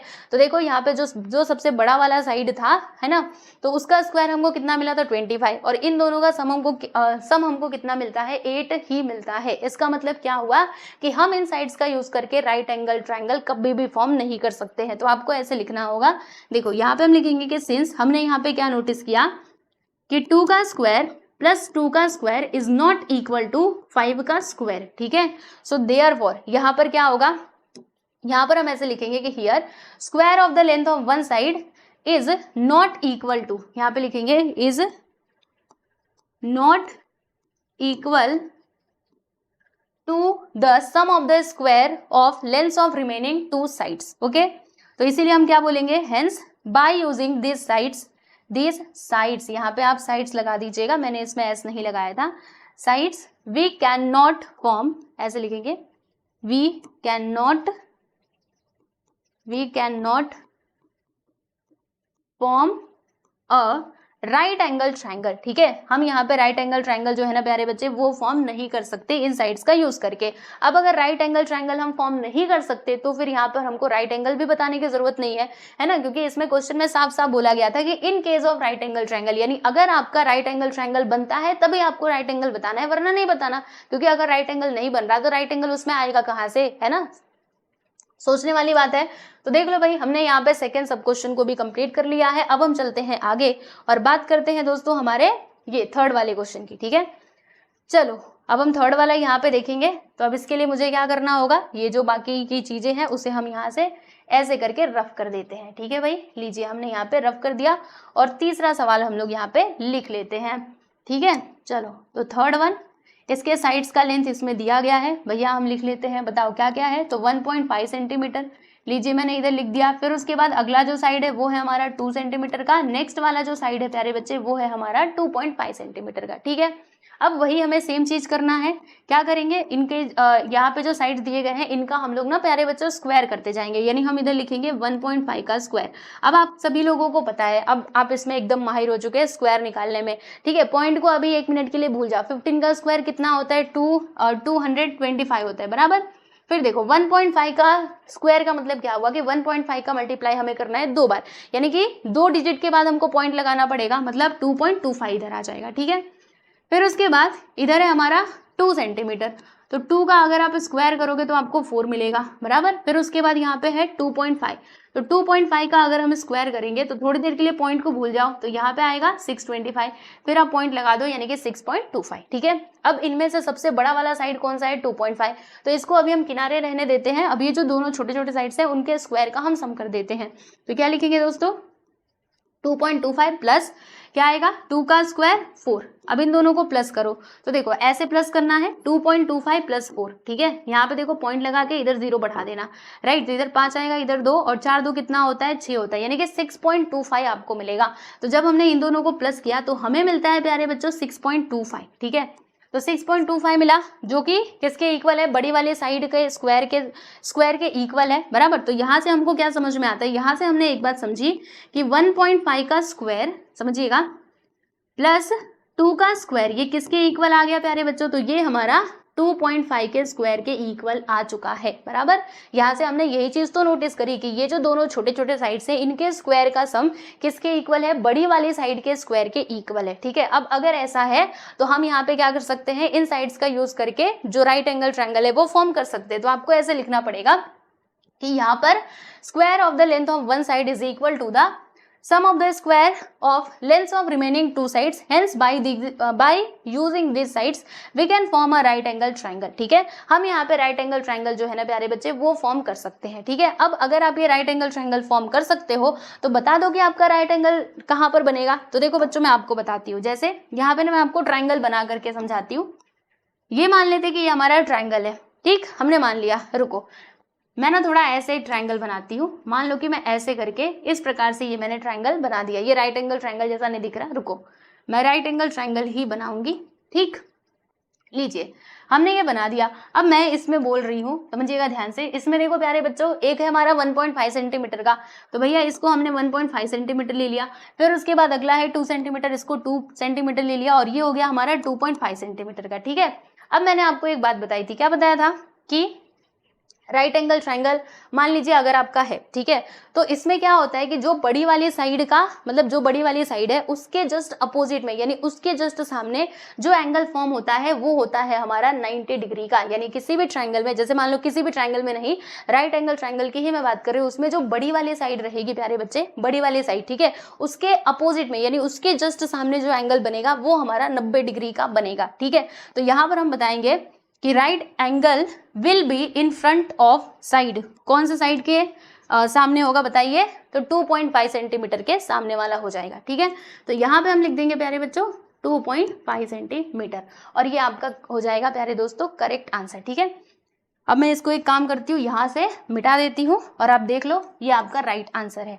इस तरीके से हमने यहाँ पर क्वेश्चन नंबर 4 को भी कंप्लीट कर लिया है। ठीक है, देख लो, ऐसे ही आपको करना है। ओके, ये जो स्टेटमेंट यहाँ पे मैंने लिखा हुआ है, आप चाहो तो इसको अपने मन से भी लिख सकते हो। ठीक है, चलो, तो ये देख लिया हम लोगों ने। फिर उसके बाद यहाँ पे कितने क्वेश्चंस बच रहे हैं, तो एक तो क्वेश्चन नंबर 5 है, क्वेश्चन नंबर यहाँ पर 6 है, ठीक है, फिर यहाँ पे 7 है, और उसके बाद यहाँ पे दिया गया है प्यारे बच्चों क्वेश्चन नंबर 8। तो सारे क्वेश्चंस मैं यहाँ पे लाइन से लगा लेती हूँ। चलो भाई, तो हमने यहाँ पे देखो 4 क्वेश्चंस कंप्लीट कर लिए, अब 4 क्वेश्चंस और बचे हुए हैं। कोई बात नहीं, हम लोग यहाँ पे 4 बचे हुए क्वेश्चंस को भी सॉल्व कर लेंगे। ठीक है, और इसी वीडियो में सारे क्वेश्चंस को सॉल्व करेंगे, बस आप आराम से ये वीडियो को देखते जाओ। ठीक है, तो यहाँ पर देखिएगा, अब ये रहा हमारा क्वेश्चन नंबर 5।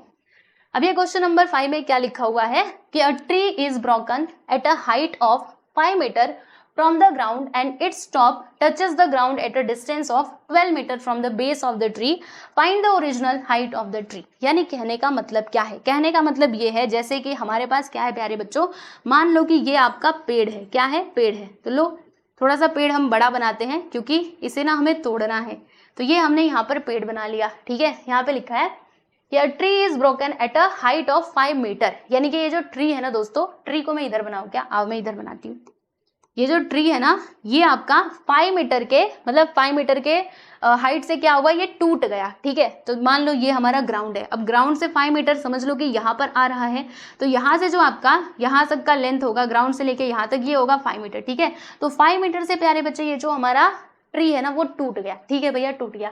फिर टूटने के बाद क्या होगा, जब ये टूटेगा तो ये ऐसे ग्राउंड पे जाकर के लगेगा। देखो यहाँ पे लिखा है कि its top touches the ground, यानी इसका जो टॉप है प्यारे बच्चे वो किसको टच करता है, तो वो ग्राउंड को टच करता है। तो ग्राउंड हमारा ये है ना, अब इसका जो टॉप है देखो ये ऐसे यहाँ पे गिरेगा ना इसका टॉप। ठीक है, ऐसे करके मतलब इसका जो बचा हुआ हिस्सा है वो यहाँ पे आकर के ऐसे करके गिर जाएगा और ये ग्राउंड को टच करेगा कुछ इस प्रकार से। ठीक है, अब देखो बच्चे आगे क्या लिखा है कि ये क्या करता है, ग्राउंड को टच करता है, बराबर कितने के डिस्टेंस पे, तो at a distance of 12 metre from the base of the tree. यानी ये जो ट्री का बेस है ना प्यारे बच्चे, यहाँ से लेकर के यहाँ तक का लेंथ यहाँ पे बताया जा रहा है 12 मीटर। मतलब देखो यहाँ पे लिखा है ना कि ये क्या करता है, जो उसका टॉप है वो ग्राउंड को टच करता है at a distance of 12 metre from the base of the tree, यानी कि 12 मीटर के डिस्टेंस पे क्या करता है, यहाँ से लेके यहाँ तक का ये डिस्टेंस दिया गया है क्योंकि ये ग्राउंड को टच कर रहा है, और ये है हमारा ट्री का बेस, ठीक है। तो यहाँ से लेके यहाँ तक का डिस्टेंस कितना हो जाएगा, 12 मीटर का हो जाएगा, बराबर। अब हमें यहाँ पे फाइंड क्या करना है, find the original height of the tree, यानी ये जो ट्री है ना प्यारे बच्चे, इसका ये ओरिजिनल हाइट यानी ये पूरा हाइट हम लोगों को फाइंड करना है, ठीक। तो अब कैसे फाइंड करेंगे, देखो मैं आपको समझाती हूँ। चलो, ट्री तो हमने यहाँ पे हरा भरा पेड़ बना दिया, कोई प्रॉब्लम नहीं है। अब हमें क्या करना है, हमारे पास क्या क्या है अच्छे से आप समझिएगा। देखिए, अगर मैं इसको ठीक प्रकार से बनाऊं तो प्यारे बच्चों कुछ ऐसा बनेगा, समझिएगा। मान लीजिए कि ये हमारा क्या है दोस्तों, ये हमारा ग्राउंड है, ठीक है। चलिए, ये ग्राउंड हो गया, और मान लो कि ये आपका पेड़ है। लो भैया, ये इतना ऊंचा आपका पेड़ हो गया, ठीक है जी, ओके। अब यहाँ से क्या हो रहा है, पेड़ आपका टूट रहा है ना, टूट रहा है, और फिर जो इसका टॉप है वो आकर के इस ग्राउंड को टच कर रहा है, ठीक है। ग्राउंड को टच कर रहा है कुछ यूं, इस प्रकार से। लो भैया, हमने इसको ऐसे करके बना दिया, ठीक है। तो हमें क्या करना है, height of the tree find करना है, यानी जो ट्री है ना प्यारे बच्चों, इसका ओरिजिनल हाइट फाइंड करना है कि ओरिजिनल हाइट कितना था। तो देखो, ये ट्री का ओरिजिनल हाइट हमको कैसे मालूम पड़ेगा, देखो यहाँ से लेके यहाँ तक, यहाँ से लेके यहाँ तक तो हमको पता है कि ये 5 मीटर का है, ठीक है। फिर ये जो इसके आगे वाला हिस्सा है, इसके ऊपर वाला, अगर वो चीज हमको पता चल जाए कि यहाँ से लेके यहाँ तक का डिस्टेंस कितना होगा, मतलब लेंथ कितना होगा, तो फिर हम क्या कर सकते हैं, हम यहाँ पर जो आपका ट्री है प्यारे बच्चों, उसका जो लेंथ है वो बता सकते हैं, ठीक है। तो अभी इसके लिए क्या करना होगा, यहाँ पर हमें पाइथागोरस थ्योरम लगाना होगा, समझिएगा ध्यान से। मैं आपको बताती हूँ, जैसे ये है हमारा 5 मीटर का, है ना, क्योंकि ग्राउंड से लेकर के यहाँ तक का, कहाँ जहाँ से वो टूटा है वो 5 मीटर के डिस्टेंस में, मतलब 5 मीटर के हाइट पे टूटा है ना, इसीलिए 5 मीटर का हो जाएगा। फिर यहाँ से लेके यहाँ तक का डिस्टेंस यहाँ पे दिया गया था 12 मीटर, तो वो मैंने इधर 12 मीटर लिख दिया। इसका नामकरण भी हम कर देते हैं, ABC, ऐसे करके मैंने यहाँ पे लिख दिया है, ठीक है। चलो, ये तो हो गया। और हमें क्या करना है, और ज्यादा कुछ नहीं करना, बस इस प्रकार से हमारा जो डायग्राम है प्यारे बच्चों वो बन जाएगा। और एक और बात, यहाँ पे बनेगा 90 डिग्री का एंगल, क्योंकि पेड़ तो सीधा ही खड़ा रहेगा भाई, है ना। चलो, तो ये हो गया। अब मैं इसको यहाँ से करती हूँ गायब, और अब क्या करना पड़ेगा, इस फिगर के बारे में हमें यहाँ पे कुछ बातें जो है वो इधर लिख करके बतानी होंगी, ठीक है। चलिए, तो ये फिगर के बारे में हम लिख देते हैं कि इस फिगर में कौन कौन क्या क्या है, ठीक है। तो यहाँ पर हम लिखेंगे दोस्तों कि लेट क्या क्या होगा, यहाँ पे हम लिखेंगे कि A B B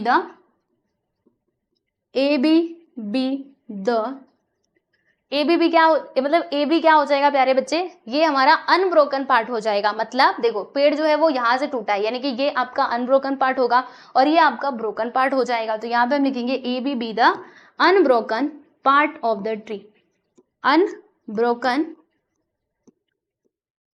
part of the tree, ठीक है, ऑफ द ट्री। एंड, और यहाँ पे कॉमा लगा करके लिखो कि ये जो AC है ना प्यारे बच्चों, ये हमारा क्या हो जाएगा, broken part of the tree. तो यहाँ पे हम लिखेंगे कि AC be the broken part of the tree. लो भैया, हमने लिख दिया यहाँ पर broken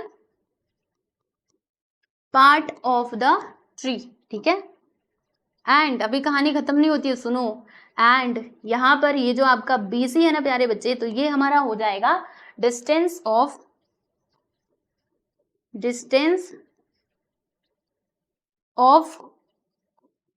base and it's touches, base and क्या लिखेंगे यहाँ पर, देखिएगा, हाँ, बेस एंड टॉप ऑफ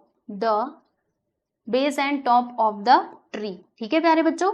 तो यहाँ पर हमने क्या क्या लिखा, मैं आपको वापस से ये पढ़ के समझा देती हूँ, ठीक है, क्योंकि ये जो स्टेटमेंट है ना वो हमको अपने मन से लिखना होता है। आप अपने मन से बनाओ स्टेटमेंट और यहाँ पे लिख दो। बस आपको क्या करना है, ये फिगर के बारे में सारी इन्फॉर्मेशन बता देनी है कि क्या क्या किस चीज को रिप्रेजेंट कर रहा है।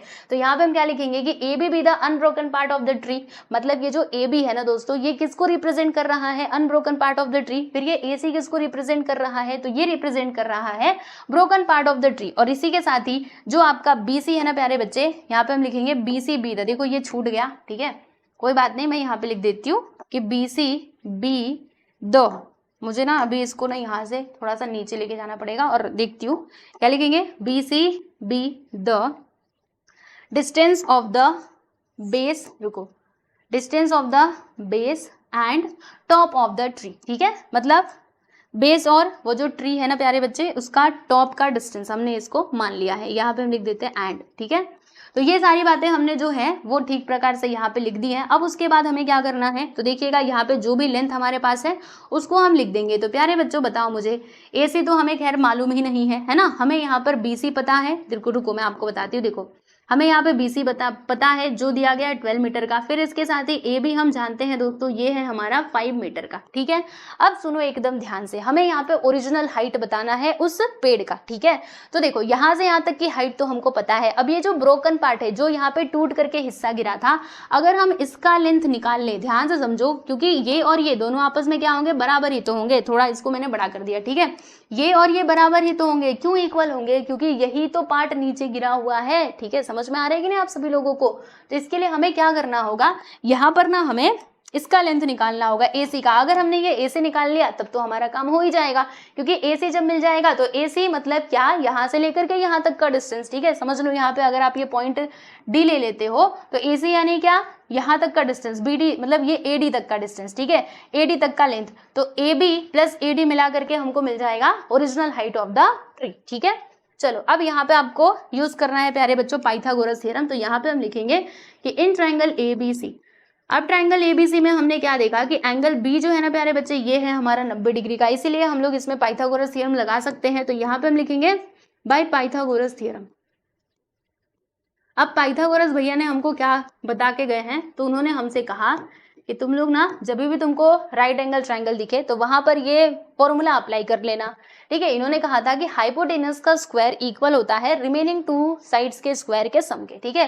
तो इसमें हाइपोटेनस हमारा AC हो जाएगा। तो यहाँ पे हम लिखेंगे प्यारे बच्चे AC का square, this is equal to, ये किसके इक्वल होगा, AB का स्क्वायर प्लस BC का स्क्वायर, ठीक है। इसके ये इक्वल हो जाएगा। मानते हो कि नहीं इस बात को, मान जाओ। चलो अब मुझे बताओ, AC तो खैर हमको हमारे पास है ही नहीं, तो इसको आप जाने दो। AB हम जानते हैं वो है 5 मीटर का, तो यहाँ पर हमने लिख दिया दोस्तों 5 का स्क्वायर प्लस BC कितना है 12 मीटर का, ये भी हमने लिख दिया। अब अगर मैं 5 का स्क्वायर करती हूँ तो 25 मिलेगा और 12 का स्क्वायर करती हूँ तो 144 मिलेगा।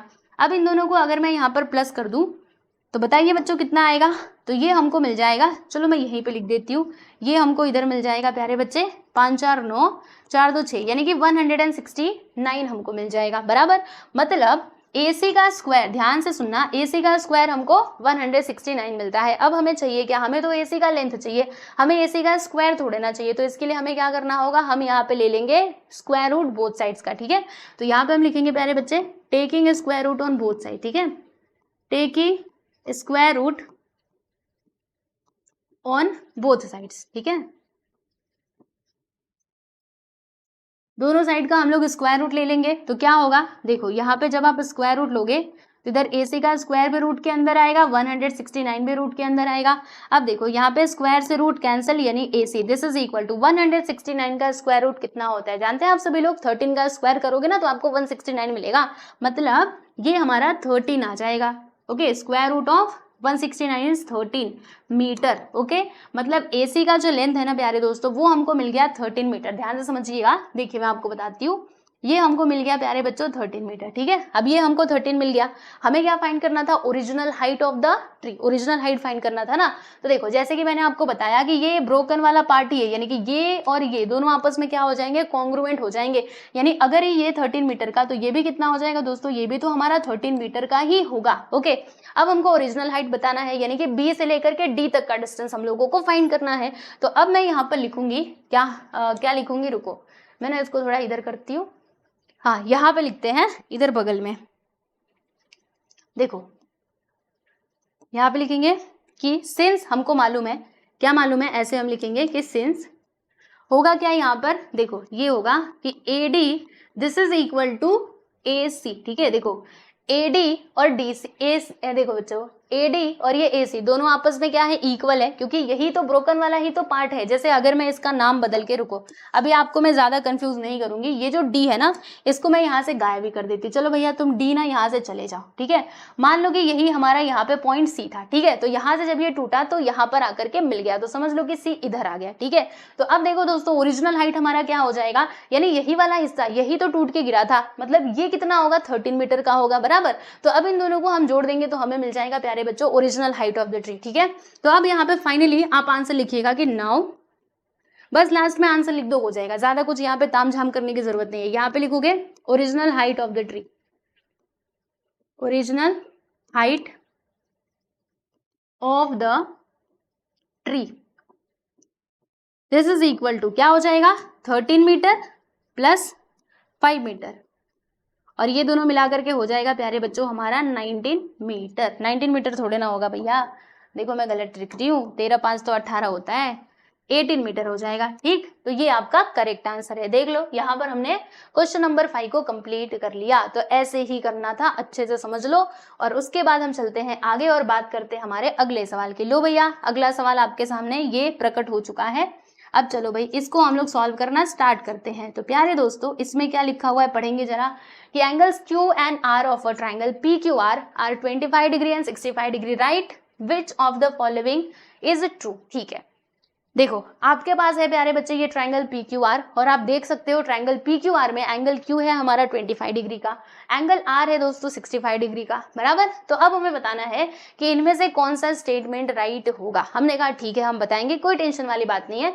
लेकिन एक काम करते हैं ना, ये जो एंगल P है इसका पता लगा लेते हैं कि ये कितने मेजरमेंट होगा, मतलब ये कितने डिग्री का होगा, राइट। तो अगर हमको ये बात पता चल जाएगी फिर उसके बाद ना हम बता सकते हैं कि इसमें से कौन सा स्टेटमेंट राइट होगा। ठीक है, तो देखो यहाँ पे हम किसका यूज करेंगे, यहाँ पे एंगल सम प्रॉपर्टी का यूज करेंगे जो हमने पहले सीखा था। तो यहाँ पर हमें लिखना है कि इन ट्रायंगल PQR, ठीक है। तो प्यारे बच्चों एक बात बताओ, ट्रायंगल PQR में जैसे मैंने आपको बताया था एंगल सम प्रॉपर्टी में हमने देखा था कि ट्रायंगल के अंदर के जो भी एंगल्स होते हैं अगर हम उनका सम करें तो कितना आता है 180 डिग्री आता है ना। तो यहाँ पर क्या होगा angle P plus angle Q plus angle R कुल मिलाकर के हो जाएगा दोस्तों हमारा 180 डिग्री। क्यों, क्या रीजन है, तो यहाँ पे हम लिखेंगे कि angle sum property, angle sum property of a triangle, property of a triangle, ठीक है ना। यहाँ पे हम लोग किसका यूज कर रहे हैं दोस्तों, angle sum property of a triangle, ठीक है।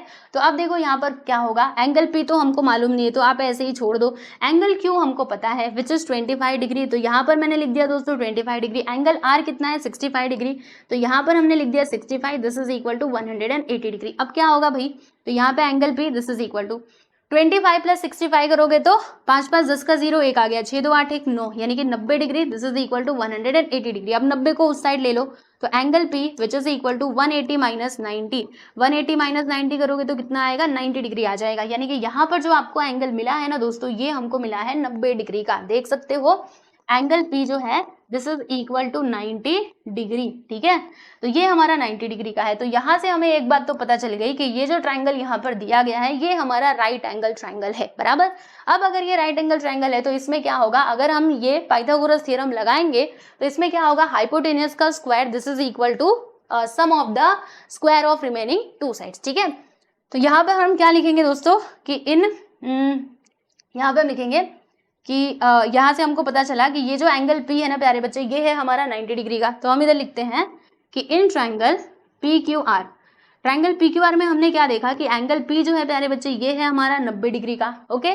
तो इसका मतलब क्या हुआ कि ये हमारा राइट एंगल ट्रायंगल हो जाएगा। अब अगर ये राइट एंगल ट्रायंगल है तो इसमें जरा पाइथागोरस का ना जो थ्योरम है उसका हम यूज करेंगे। रुको, यहाँ पे हम लिखते हैं कि by Pythagoras theorem,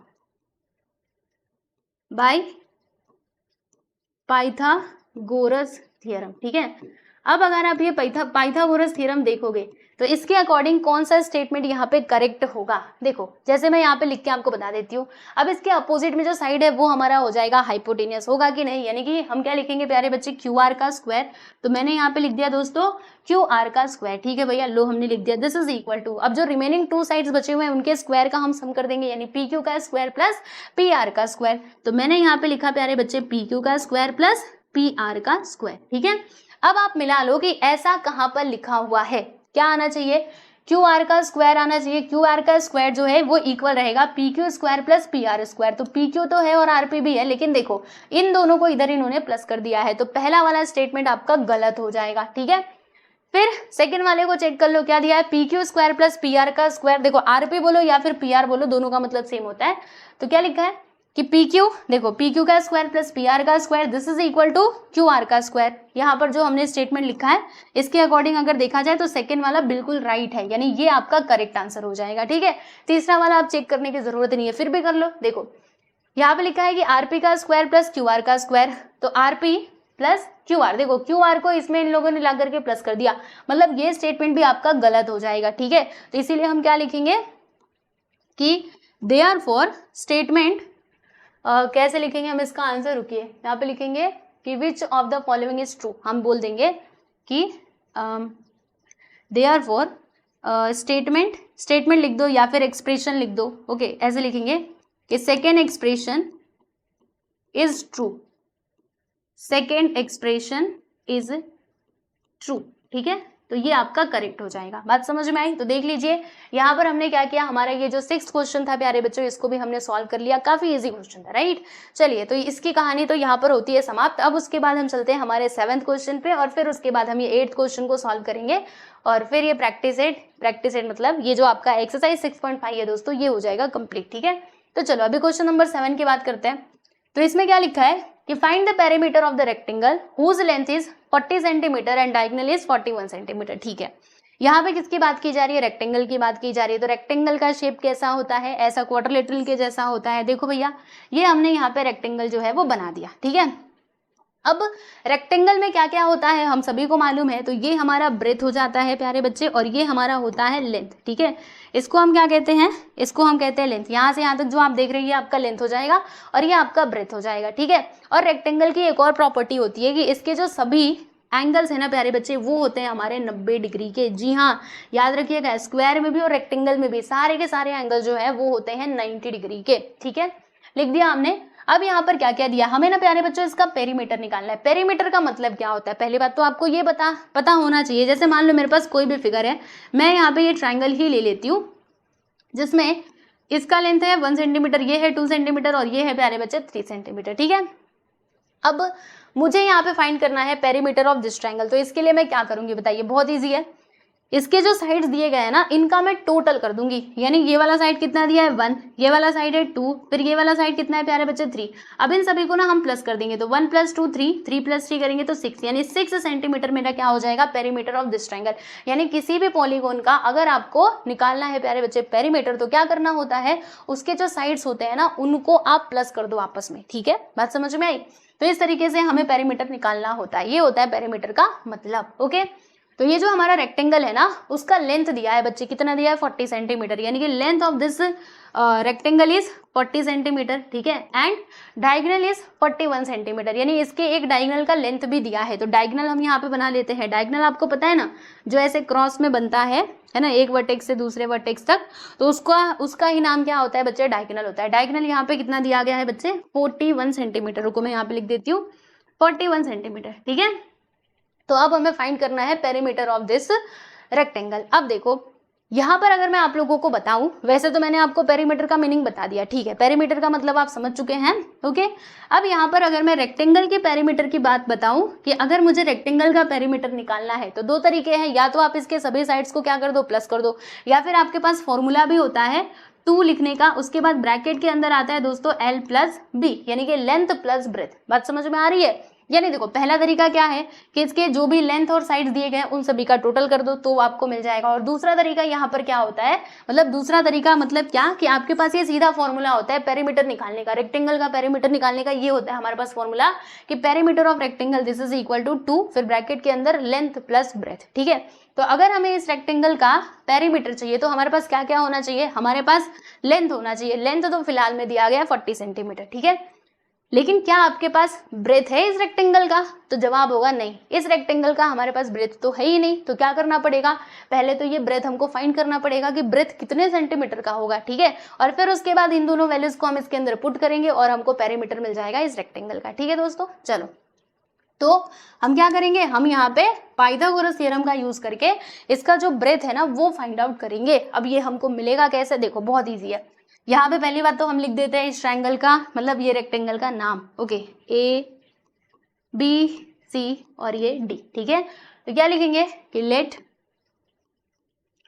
quadrilateral ABCD be rectangle. ठीक है प्यारे बच्चों, इसको हमने रेक्टेंगल मान लिया बराबर। इन विच, जिसमें आप समझिएगा इन विच, इसमें हमने क्या देखा कि ये जो हमारा ए बी है ना, ए बी मतलब लेंथ, ठीक है, ए बी यानी वही लेंथ दिया गया है। ए बी जो है ना प्यारे बच्चे, वो कितना दिया गया है, वो है हमारा 40 सेंटीमीटर। अब एक और बात मैं आप लोगों को बताना चाहती हूँ, जो आई थिंक आप लोगों को पता होगी, नहीं पता है तो आप मेरे से सुन लो कि रेक्टेंगल में क्या होता है कि इसके अपोजिट साइड्स ना बच्चों कॉन्ग्रुएंट होते हैं। जैसे कि देखो ए बी है, अब ए बी का अपोजिट साइड कौन सा है, डी सी, मतलब ए बी और डी सी आपस में क्या हो जाएंगे, कॉन्ग्रुएंट हो जाएंगे। वैसे ही ये बी सी और ये ए डी दोनों आपस में क्या हो जाएंगे, इक्वल, क्योंकि अपोजिट साइड्स इसमें कॉन्ग्रुएंट होते हैं बराबर। तो यहाँ पे हम लिखेंगे A B, this is equal to क्या होगा, डी सी बराबर। और ये कितना दिया गया है, ये यहाँ पे दिया गया है प्यारे बच्चों 40 सेंटीमीटर। ठीक है, इसके अलावा हमारे पास ए सी है, कितना है 41 सेंटीमीटर। तो यहाँ पर हमने लिख दिया ए सी जो कि डायगोनल है वो है 41 सेंटीमीटर का। ठीक है, इतनी बातें आपको समझ में आ गई, कुछ नहीं हमने किया, बस ये फिगर में से इंफॉर्मेशन उठाया और यहाँ पर ला करके लिख दिया। ठीक है, चलो अब क्या करना हो, अब क्या करना होगा, तो देखो प्यारे बच्चों हम लोग क्या करेंगे, जैसे कि यहाँ पे ना दो ट्राइंगल्स आपको बनते हुए दिखाई दे रहे होंगे। कौन कौन से ट्राइंगल्स, तो देखो भाई मैं आपको कलर करके बताती हूँ। एक तो आपको ये ट्राइंगल बनता हुआ दिख रहा है, ठीक है जी, और दूसरा ट्राइंगल आपको ये बनता हुआ दिख रहा है, ठीक है, ये वाला। ओके, तो अब इन दोनों ट्राइंगल्स में से कोई भी एक ट्राइंगल हम कंसिडर करेंगे और हम क्या करेंगे, वहां पे पाइथागोरस थ्योरम लगा करके इसको सॉल्व करेंगे। ठीक है, कोई भी एक ट्राइंगल आप ले लो, मन करे तो ये, मन करे तो ये, आपकी मर्जी, क्योंकि हमें दोनों ही कंडीशन में आंसर मिलेगा, यानी ब्रेथ हमको मिल जाएगा। ठीक है, हमारा मेन यहाँ पे पर्पस क्या है कि हमें ना ब्रेथ निकालना है। ब्रेथ निकालने के लिए आप ये ट्राइंगल भी ले सकते हो, ये ट्राइंगल भी ले सकते हो। तो मैं यहाँ पे ट्राइंगल ABC ले लेती हूँ। तो यहाँ पर मैंने लिखा दोस्तों, क्या लिखूंगी मैं, इन ट्राइंगल ABC।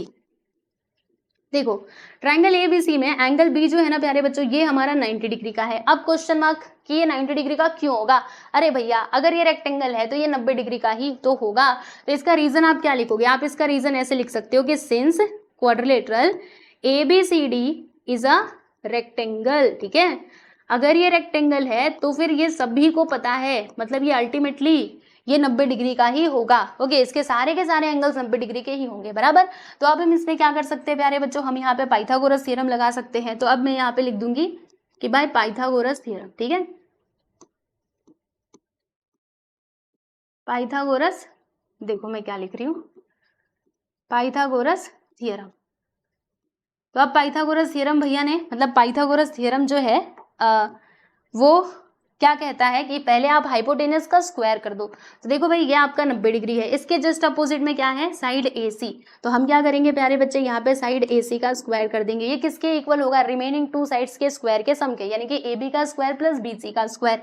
तो यहाँ पर मैंने लिख दिया प्यारे बच्चे AB स्क्वायर प्लस BC का स्क्वायर। ठीक है, फिर उसके बाद मुझे एक बात बताओ, AC कितना है, 41 है।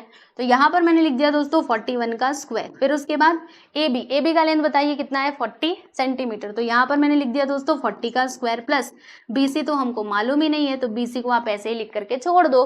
ठीक है, फिर देखो 41 का स्क्वायर कितना होता है दोस्तों, 41 का स्क्वायर हमारा होता है, इतना होता है, बताऊं आप लोगों को 1681। आप ना जब इसका स्क्वायर निकालोगे ना तो आपको यही मिलेगा। ठीक है, तो यहाँ पे हम लिख देंगे दोस्तों 1681। ओके, 41 का स्क्वायर का मतलब क्या है कि हमें 41 का मल्टीप्लाई करना है दो बार। आओ मैं आपको मल्टीप्लाई करके बता देती हूँ। देखो 41 इंटू 41। देखो बच्चों आपको एक बात बताऊं, चलो जाने दो, आप फालतू में कंफ्यूज होंगे। मुझे आपको ये बताना था कि आपको ना यहाँ पे स्क्वायर निकालने की जरूरत नहीं है, आप ना एक सीधा सा ये वाला फॉर्मूला यूज करके क्या कर सकते हो, इस क्वेश्चन को सॉल्व कर सकते हो। ठीक है, लेकिन चलो कोई बात नहीं, ये जो फॉर्मूला है ना वो मैं आप लोगों को आगे बताऊंगी। ठीक है, आगे जब आएगा तो ये फॉर्मूले को हम डिस्कस करेंगे और कहाँ पर इसका यूज कर सकते हैं वो भी समझाऊंगी। यहाँ पे माइनस आता है ये भी बता देती हूँ। ठीक है, अभी फिलहाल में हम ये स्क्वायर करके ही करते हैं, लेकिन ये फॉर्मूला जब आप लगाओगे ना तो आपको ये स्क्वायर करने की जरूरत ही नहीं पड़ेगी, आसानी से आंसर मिल जाएगा। लेकिन ये हम बाद में देखेंगे, अभी फिलहाल में हम यही करते हैं। तो 41 का जब आप स्क्वायर करेंगे, देखो ऐसे 1 1 जा 1 1 4 जा 4, फिर 4 1 जा 4 और 4 4 जा 16। ठीक है, प्लस करो 1861। ठीक है, आ गया ना, तो 1681 आएगा। फिर ये 40 का स्क्वायर करोगे तो 1600 आएगा, 4 4 जा 16 होता है, 2 ठे 0, देखो ऐसे 40 इंटू 40, तो 4 4 जा 16 और ये 1 0 कितना आ गया, 2 0 आ गया, 1600 प्लस BC का स्क्वायर बराबर। अब क्या होगा, देखो यहाँ पर जो 1600 है ना वो आ जाएगा प्यारे बच्चे इस साइड, तो जब ये इस साइड आएगा तो माइनस में हो जाएगा। This is equal to BC का स्क्वायर। अब यहाँ पे BC का स्क्वायर हमको कितना मिलेगा प्यारे बच्चे, तो ये हमको मिल जाएगा, देखो 1681 में से 1600 को माइनस करेंगे तो कितना आएगा, 81 आएगा। देखो ऐसे मैं आपको एक ही चीज माइनस करके बता रही हूँ, देख लो 1800 81 आया कि नहीं, तो लो भैया यहाँ पे 81 जो है वो आ चुका है। ठीक है, हमें तो यहाँ पे BC का लेंथ चाहिए था, बराबर, हमें BC का लेंथ चाहिए था ना, लेकिन ये तो BC स्क्वायर हमको मिला, तो क्या करना पड़ेगा जी हाँ बिल्कुल, ये जो रूट है मतलब रूट हम ले लेंगे और ये स्क्वायर को यहाँ से गायब करेंगे। तो हम क्या करेंगे दोस्तों, यहाँ पे रूट लेंगे, क्या लिखेंगे, taking a square root on both sides. ठीक है, square root on both sides. ठीक है, तो यहाँ पे जब आप स्क्वायर रूट लेंगे तो बताइए क्या होगा, यहाँ पे आ जाएगा BC का स्क्वायर ये रूट के अंदर और ये 81, ठीक, कुछ इस प्रकार से। तो ये स्क्वायर से रूट कैंसिल, यानी कि BC, और 81 का स्क्वायर रूट कितना होता है, 9 होता है, 9 9 से 81, याद करो, पढ़ा है ना आप लोगों ने। तो यहाँ पे आ जाएगा दोस्तों 9 सेंटीमीटर, सेंटीमीटर में ही दिया है ना, जी हाँ बिल्कुल। तो आप लोग देख सकते हो ये जो BC है ना प्यारे बच्चे, ये हमको कितना मिलता है, 9 सेंटीमीटर मिलता है, और BC का मतलब क्या है, ये हो गया हमारा ब्रेथ ऑफ दिस रेक्टेंगल। ठीक है, तो ब्रेथ हमको कितना मिल गया, वो हमको मिल चुका है प्यारे बच्चे 9 सेंटीमीटर। ठीक है, बात समझ में आई आप सभी लोगों को। तो यहाँ पे हम लिख देते हैं कि therefore breadth of the rectangle, breadth यानी कि B। रुको इधर हम चल के लिखते हैं, इधर साइड में। ठीक है, आइए इधर हम ना साइड में आकर के लिखेंगे तो ज्यादा अच्छा होगा। देखो अब यहाँ पर क्या क्या है, ऐसे लिखेंगे कि नाउ, देखो यहाँ पे जो हमारा रेक्टेंगल का लेंथ है ना प्यारे बच्चे, लेंथ बोलो कितना है, 40 सेंटीमीटर, बराबर। और फिर अगर मैं ब्रेथ की बात करूं, ब्रेथ ऑफ द रेक्टेंगल, जैसे मैंने यहाँ पे निकाला था ना, मैं इधर लिख ही देती हूँ, breadth, therefore breadth of the rectangle this is equal to 9 centimetre, बराबर। तो यहाँ पे B हमको कितना मिला है प्यारे बच्चे, 9 सेंटीमीटर मिला है। ठीक है, अब उसके बाद हम इसका पेरीमीटर निकाल लेते हैं। तो यहाँ पे हम लिखेंगे दोस्तों कि therefore perimeter of rectangle, formula क्या होता है, अभी मैंने आपको पीछे बताया था कि 2L + B। अब यहाँ पे वैल्यूज पुट करो, 2L का वैल्यू कितना है प्यारे बच्चे, 40, और ब्रेथ कितना है, 9। ठीक है, तो 2 × 40 + 9 करेंगे तो 49 आएगा। अब दोनों का मल्टीप्लाई कर दीजिए, तो 2 9 से 81 आया, 2 4 से 8 + 9 98 आ जाएगा, 98 सेंटीमीटर ये हमको मिल गया पेरीमीटर ऑफ रेक्टेंगल। ठीक है, देखो 2 9 से 81, 2 4 से 8 1 9। ओके, और आप चाहो तो यहाँ पे क्या कर सकते हो, चलो फॉर्मूले की मदद से तो हमने इसका जो पेरीमीटर था वो निकाल लिया और हमको ये करेक्ट आंसर मिल भी गया। ठीक है, लेकिन मान लो अगर आपको फॉर्मूला नहीं आता तो फिर आप क्या करेंगे, तो इसके जो साइड्स का लेंथ है ना आप उनको प्लस कर देना। जैसे देखो अगर ये 40 सेंटीमीटर है तो ये भी हमारा 40 सेंटीमीटर का ही होगा, क्योंकि अपोजिट साइड जो है रेक्टेंगल में कॉन्ग्रुएंट होते हैं। वैसे ही अगर ये 9 सेंटीमीटर है तो ये भी 9 सेंटीमीटर होगा। अब इन सभी को प्लस कर, देखो 40 + 40 80 हो जाएगा, और 9 इसमें जोड़ेंगे तो 89, और फिर उसमें ये वाला साइड 9 जुड़ जाएगा तो कितना होगा, 98 ही तो होगा, है ना। उसमें 9 हम और प्लस कर रहे हैं, देखो 89 में हम 9 को और प्लस कर रहे हैं, तो 9 9 18 है ना, और फिर यहाँ पे 98। ठीक है, तो इस प्रकार से आप कर सकते हो अगर आपको फॉर्मूला नहीं याद है तो। लेकिन अगर आपको फॉर्मूला याद है तब तो कोई टेंशन लेने की बात ही नहीं है, आप फॉर्मूला यूज कर लो, आंसर तो मिल ही जाएगा। ठीक है, चलो तो क्वेश्चन नंबर 7 की भी समाप्ति यहाँ पर हो चुकी है। अब हम पहुंच चुके हैं हमारे अंतिम सवाल पे। ठीक है, ये लीजिए अंतिम सवाल आप लोगों के सामने ये रहा प्यारे बच्चों। अब यहाँ पर किसकी बात की जा रही है भाई, रोम्बस की बात की जा रही है। इसमें कहा जा रहा है कि the diagonals of a rhombus measure 16 centimetre and 30 centimetre. Okay, तो हमें ना इसका पेरीमीटर फाइंड आउट करना है, बराबर। ओके, हमने कहा ठीक है हम फाइंड कर लेंगे। अब देखो प्यारे बच्चों, अब रोम्बस जो है, रोम्बस की कुछ प्रॉपर्टी है जो हमको मालूम होनी चाहिए। तो पहले ना मैं यहाँ पे एक रोम्बस बना देती हूँ। तो लो भैया, हमने यहाँ पे एक प्यारा सा रोम्बस जो है वो बना दिया। ठीक है, अब इसके डायगोनल्स की भी यहाँ पे बात की जा रही थी, तो डायगोनल्स भी हम बना लेते हैं, है ना, उसको क्यों छोड़ेंगे। लो भाई, हमने यहाँ पे डायगोनल बना लिया। ठीक, कोई इसमें परेशानी, फिगर बनाना तो बहुत इजी होता है, आप ना फटाक से फिगर बना लोगे। चलो फिगर में तो आपको कोई परेशानी नहीं होगी, आप ऐसे करके बना लोगे। ठीक, चलिए इसको मैं थोड़ा सा और बड़ा कर देती हूँ। तो प्यारे बच्चों ये मान लो कि ये हमारा रोम्बस है, इसका हम नाम लिख दे, चलो PQRS लिख देते हैं, PQRS। ठीक है, और इसके जो डायगोनल्स एक दूसरे को इंटरसेक्ट कर रहे हैं, इस पॉइंट को हमने मान लिया है पॉइंट O, बराबर। देखो बच्चों, अब मैं आपको कुछ बातें बताती हूँ रोम्बस के बारे में, जो आपको पता रहेंगी तभी आप ये क्वेश्चन को सॉल्व कर पाओगे, वरना फिर एग्जाम में छोड़ के चले आओगे। ठीक है, इसीलिए सुनो। रोम्बस में पहली चीज ये होती है कि इसके सारे साइड जो है ना दोस्तों, वो सबके सब बराबर होते हैं। जी हाँ, जैसे स्क्वायर में होता है कि सारे साइड्स का लेंथ सेम होता है, वैसे ही रोम्बस में भी सारे साइड्स क्या होते हैं प्यारे बच्चे, इक्वल होते हैं। ठीक, पहली चीज तो ये है। और दूसरी बात ये है कि इसके जो डायगोनल्स है ना प्यारे बच्चे, जहां पे एक दूसरे को इंटरसेक्ट करते हैं, ठीक है, वहां पे 90 डिग्री का एंगल बनता है। सुनिएगा ध्यान से, इसके जो डायगोनल्स होते हैं ना, मतलब इसके डायगोनल्स क्या होते हैं, perpendicular bisector of each other. देखो मैंने यहाँ पे दो वर्ड का यूज किया, एक था हमारा परपेंडिकुलर और दूसरा मैंने बोला बाइसेक्टर। ठीक है, perpendicular bisector of each other, इसका मतलब क्या हुआ, इसका मतलब ये है, देखो परपेंडिकुलर यानी क्या होता है कि वहां पे 90 डिग्री का एंगल बनेगा, बराबर। मतलब ये ना ऐसे होंगे, ऐसे, ठीक है, ऐसे जैसे हमारा प्लस होता है ना, वैसे प्लस होता है। इसका मतलब क्या हुआ कि यहाँ पे 90 डिग्री का ही एंगल बनेगा, जैसे यहाँ पे 90 डिग्री का, इधर भी 90 डिग्री का ही एंगल बनेगा। ठीक है, और यहाँ पर मैंने एक और वर्ड का यूज किया, विच इज बाइसेक्टर। तो बाइसेक्टर का मतलब क्या होता है प्यारे बच्चों, जैसे मान लो मेरे पास एक लाइन है, ठीक है, अब मैंने बोला कि आपने इसका बाइसेक्टर खींचो। बाइसेक्टर मतलब क्या, वो लाइन जो है ना प्यारे बच्चों, वो बीच से होकर के जाएगी। मतलब वो जो बाइसेक्टर है ना, वो क्या करेगा, इस लाइन सेगमेंट को 2 इक्वल पार्ट्स में डिवाइड कर देगा। यानी कहने का मतलब क्या है कि ये जो पॉइंट ओ है ना प्यारे बच्चों, वो क्या कर रहा है, तो वो हमारे ये जो डायगोनल्स है ना, उनको इक्वल पार्ट्स में डिवाइड कर रहा है। जैसे देखो यहाँ पर क्या होगा, PO और ये RO दोनों आपस में इक्वल हो जाएंगे, क्योंकि ये परपेंडिकुलर बाइसेक्टर है ना एक दूसरे के। वैसे ही ये देखो SO और ये QO, ये दोनों भी आपस में क्या हो जाएंगे दोस्तों, कॉन्ग्रुएंट हो जाएंगे। ठीक है, तो ये रोम्बस की कुछ प्रॉपर्टीज होती हैं जो आपको मालूम रहेंगी, तभी आप ये क्वेश्चन को सॉल्व कर पाओगे, वरना फिर नहीं ही कर पाओगे। ठीक है, इसीलिए मैंने आपको ये स्टार्टिंग में सारी प्रॉपर्टीज जो थी वो बता दी। ठीक है, अब क्वेश्चन में जब हम इनका यूज करेंगे तब तो आपको पता चल ही जाएगा। चलो कोई बात नहीं, आते हैं हमारे सवाल पे। क्या क्या दिया है, इसके डायगोनल्स का यहाँ पे मेजरमेंट दिया गया है। एक डायगोनल है हमारा 16 सेंटीमीटर का और एक डायगोनल है प्यारे बच्चे 13 सेंटीमीटर का। तो हम मान लेते हैं कि ये वाला जो डायगोनल है प्यारे बच्चे, ये हो गया हमारा 13 सेंटीमीटर का, और ये वाला जो डायगोनल है उसको हमने मान लिया है 16 सेंटीमीटर का। ठीक है, लो तो यहाँ पे हम लिखेंगे कि let quadrilateral PQRS is a rhombus. ठीक है, इज अ रोम्बस, बराबर, ये हमने लिख दिया। And diagonals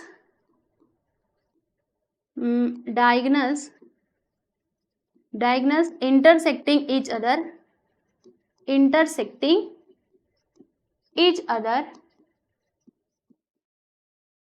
eight point O। ठीक है, ये बात भी हमने यहाँ पर बता दी कि जो इसके डायगोनल्स है ना प्यारे बच्चे, वो कौन से पॉइंट पे एक दूसरे को इंटरसेक्ट कर रहे हैं, यानी कहाँ पे काट रहे हैं, पॉइंट O पे काट रहे हैं। ठीक है, अब देखो यहाँ पर हमने क्या क्या लिखा है कि ये जो SQ है इसको हमने 16 सेंटीमीटर मान लिया है, तो length of SQ is 16 centimetre. फिर उसके बाद ये जो PR है ना प्यारे बच्चे, इसको हमने लिख दिया है यहाँ पर, क्या लिख दिया है, तो इसको हमने लिखा है कि ये हो जाएगा हमारा 30 सेंटीमीटर का। ठीक है, चलो इतनी बात तो हमने समझ ली। अब देखो प्यारे बच्चों, हमको फाइंड क्या करना है, फाइंड इट्स पेरीमीटर, यानी कि हमें इस रोम्बस का पेरीमीटर फाइंड आउट करना है, बराबर। पेरीमीटर का मतलब क्या हुआ कि हमें इसके जो साइड्स रहेंगे ना, इन सभी का टोटल निकालना है। ठीक है, अब देखो मैंने आपको अभी थोड़ी ही देर पहले बताया था कि रोम्बस में क्या होता है, इसके सारे साइड्स क्या होते हैं, इक्वल लेंथ के होते हैं। तो अगर हमें एक साइड का लेंथ पता चल गया तो हमें सारे साइड्स का लेंथ पता चल जाएगा। जैसे मान लो कि PQ हमको मिलता है 2 सेंटीमीटर, तो क्या होगा, सारे के सारे साइड्स यहाँ पे 2 सेंटीमीटर के होंगे। मानते हो कि नहीं इस बात को, जी हाँ मान जाओ। ठीक है, यानी हमें यहाँ पे क्या करना है प्यारे बच्चों, हमें ना यहाँ पे किसी भी एक साइड का लेंथ फाइंड आउट करना है। यहाँ पर इस रोम्बस में किसी भी एक साइड का लेंथ आप लोग निकाल लो, चाहो तो PQ, QR या फिर SR या फिर PS, किसका भी निकाल लो, और फिर उसके बाद आप क्या करोगे, इसका पेरीमीटर भी निकाल लोगे। और इसका पेरीमीटर निकालना कैसे है वो मैं आपको लास्ट में बताऊंगी, पहले हम एक साइड का जो लेंथ है ना वो निकाल लेते हैं। ठीक है, अब एक साइड का लेंथ निकालने के लिए हमें करना क्या होगा, हमें यहाँ पे ट्रायंगल लेना होगा। लेकिन ट्रायंगल ले कैसे, देखो बच्चों, हम यहाँ पे ऐसा ट्रायंगल लेंगे जिसमें ना कोई एक साइड तो आता ही रहेगा। ठीक है, कोई एक साइड तो आता ही रहेगा, बराबर। तो अभी एक काम करते हैं, एक चीज हम पहले तो लिख लेते हैं। क्या लिखते हैं, देखो यहाँ पर हम लिखते हैं, जैसे कि हमको पता है कि रोम्बस के जो डायगोनल्स हैं एक दूसरे के क्या होते हैं, perpendicular bisector to each other, बराबर। तो यहाँ पे हम लिखेंगे कि वी नो दैट, हमको मालूम है, वी नो दैट, हम क्या जानते हैं कि diagonals of a rhombus are perpendicular bisector to each other. ये स्टेटमेंट आपको इधर लिख करके बता देना चाहिए कि diagonals of a rhombus are perpendicular bisector of each other, ठीक है, बाइसेक्टर ऑफ ईच अदर, ठीक है। तो इसका मतलब क्या हुआ, इसका मतलब ये हुआ जो मैंने आपको पहले बता दिया था कि पीओ और ओआर दोनों आपस में इक्वल हो जाएंगे, एसओ और ये आर क्यूओ दोनों आपस में इक्वल हो जाएंगे। तो देखो ये जो आपका एस क्यू है ना प्यारे बच्चे, वो है हमारा 16 सेंटीमीटर का।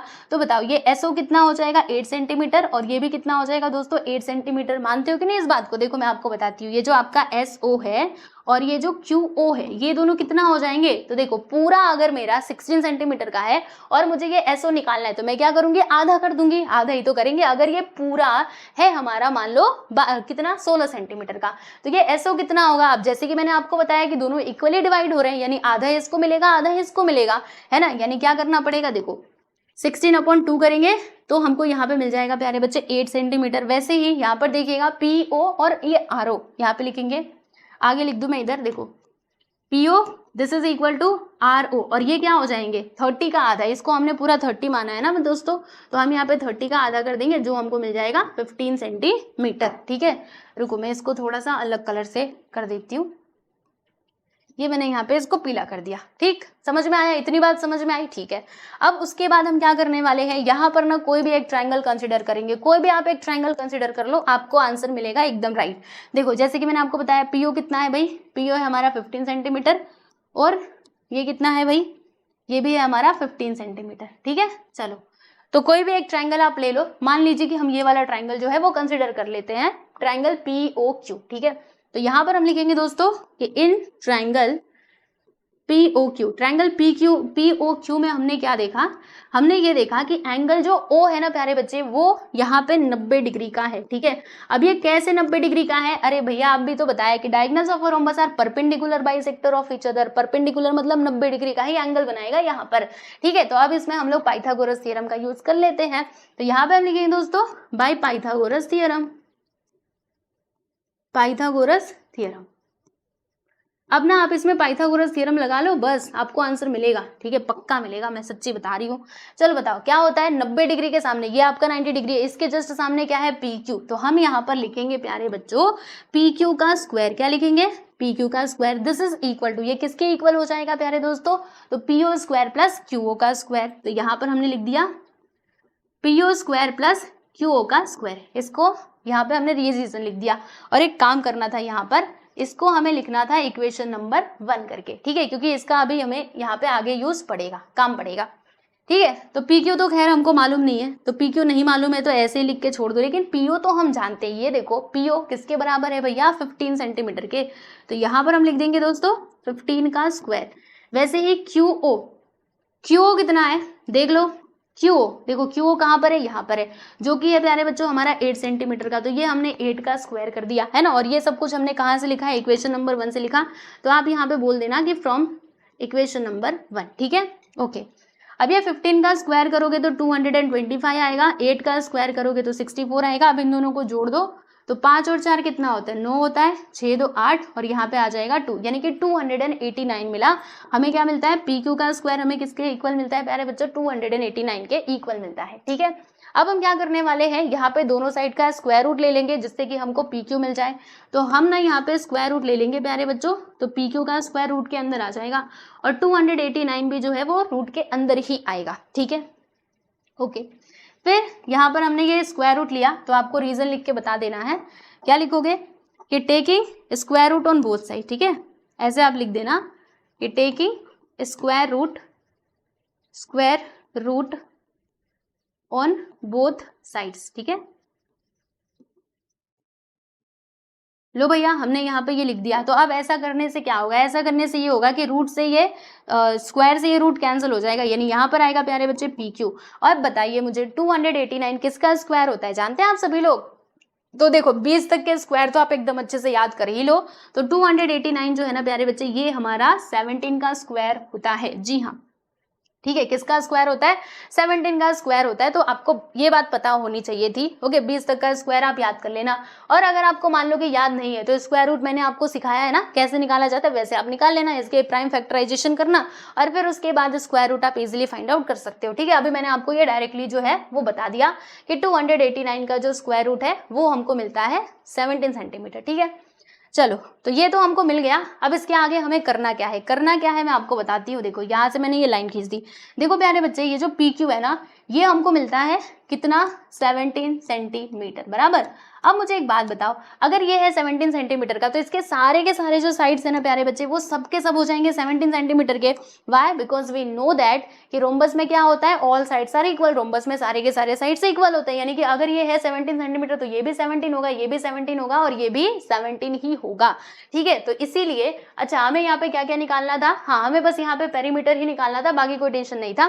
तो अब यहाँ पे हम लिखेंगे प्यारे बच्चों कि यहाँ पे लिख देंगे कि साइड्स, ऐसे नहीं लिखेगा, यहाँ पे लिखेंगे कि नाउ पेरीमीटर ऑफ रोम्बस,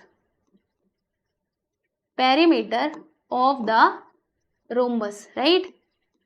तो इसका पेरीमीटर के लिए हम लोग क्या करेंगे, देखो भैया बहुत इजी है।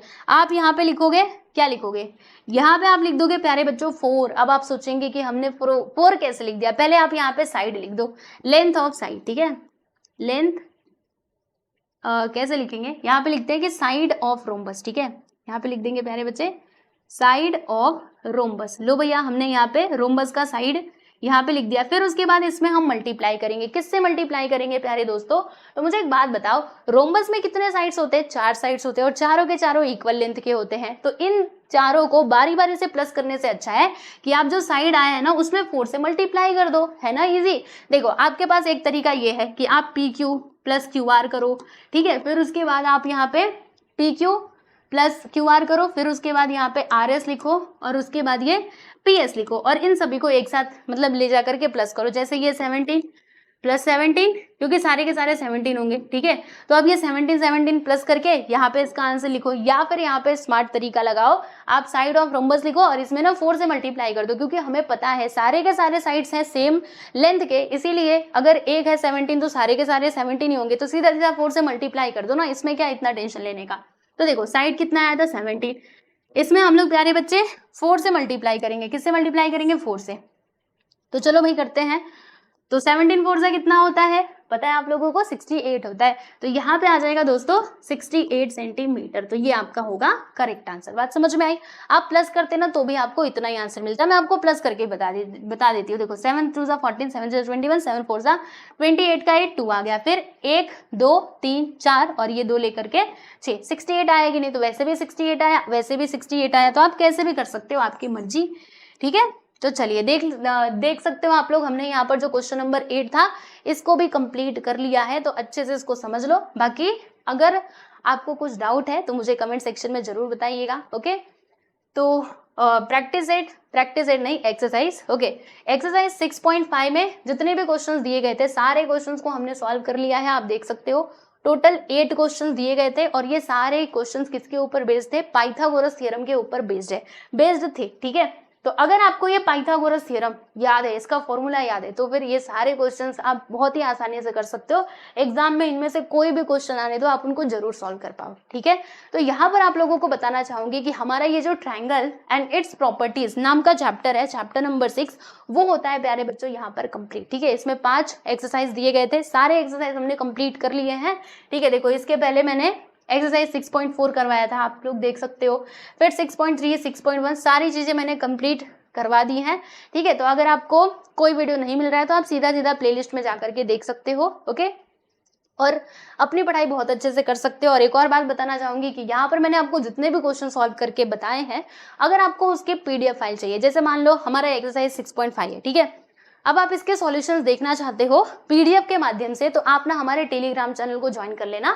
यहाँ पर ना वहां पर आपको ये जो पीडीएफ है ना बच्चों, वो मैं प्रोवाइड करा दूंगी, जिससे कि अगर आपको मान लीजिए कोई क्वेश्चन आप सॉल्व करने बैठे, ठीक है, और कोई स्टेप आप भूले, तो आप पीडीएफ की मदद से क्या कर सकते हो, वहां पे देख सकते हो और समझ सकते हो। ठीक है, बाकी पीडीएफ तो आपके फोन में रहेगा, आप कभी भी उसको पढ़ भी सकते हो, राइट। तो जरूर आप टेलीग्राम चैनल को ज्वाइन कर लेना। आप टेलीग्राम चैनल मिलेगा कहाँ पर, तो डिस्क्रिप्शन में आपको उसकी आईडी दिख जाएगी, तो आप क्या कर सकते हो, वहां से टेलीग्राम चैनल को ज्वाइन कर सकते हो। ठीक है, तो चलो बच्चों आज के लिए बस इतना ही, मिलते हैं नेक्स्ट वीडियो में। सब लोग अपना ध्यान रखिए और अच्छे से पढ़ाई करते रहिए। Bye everyone.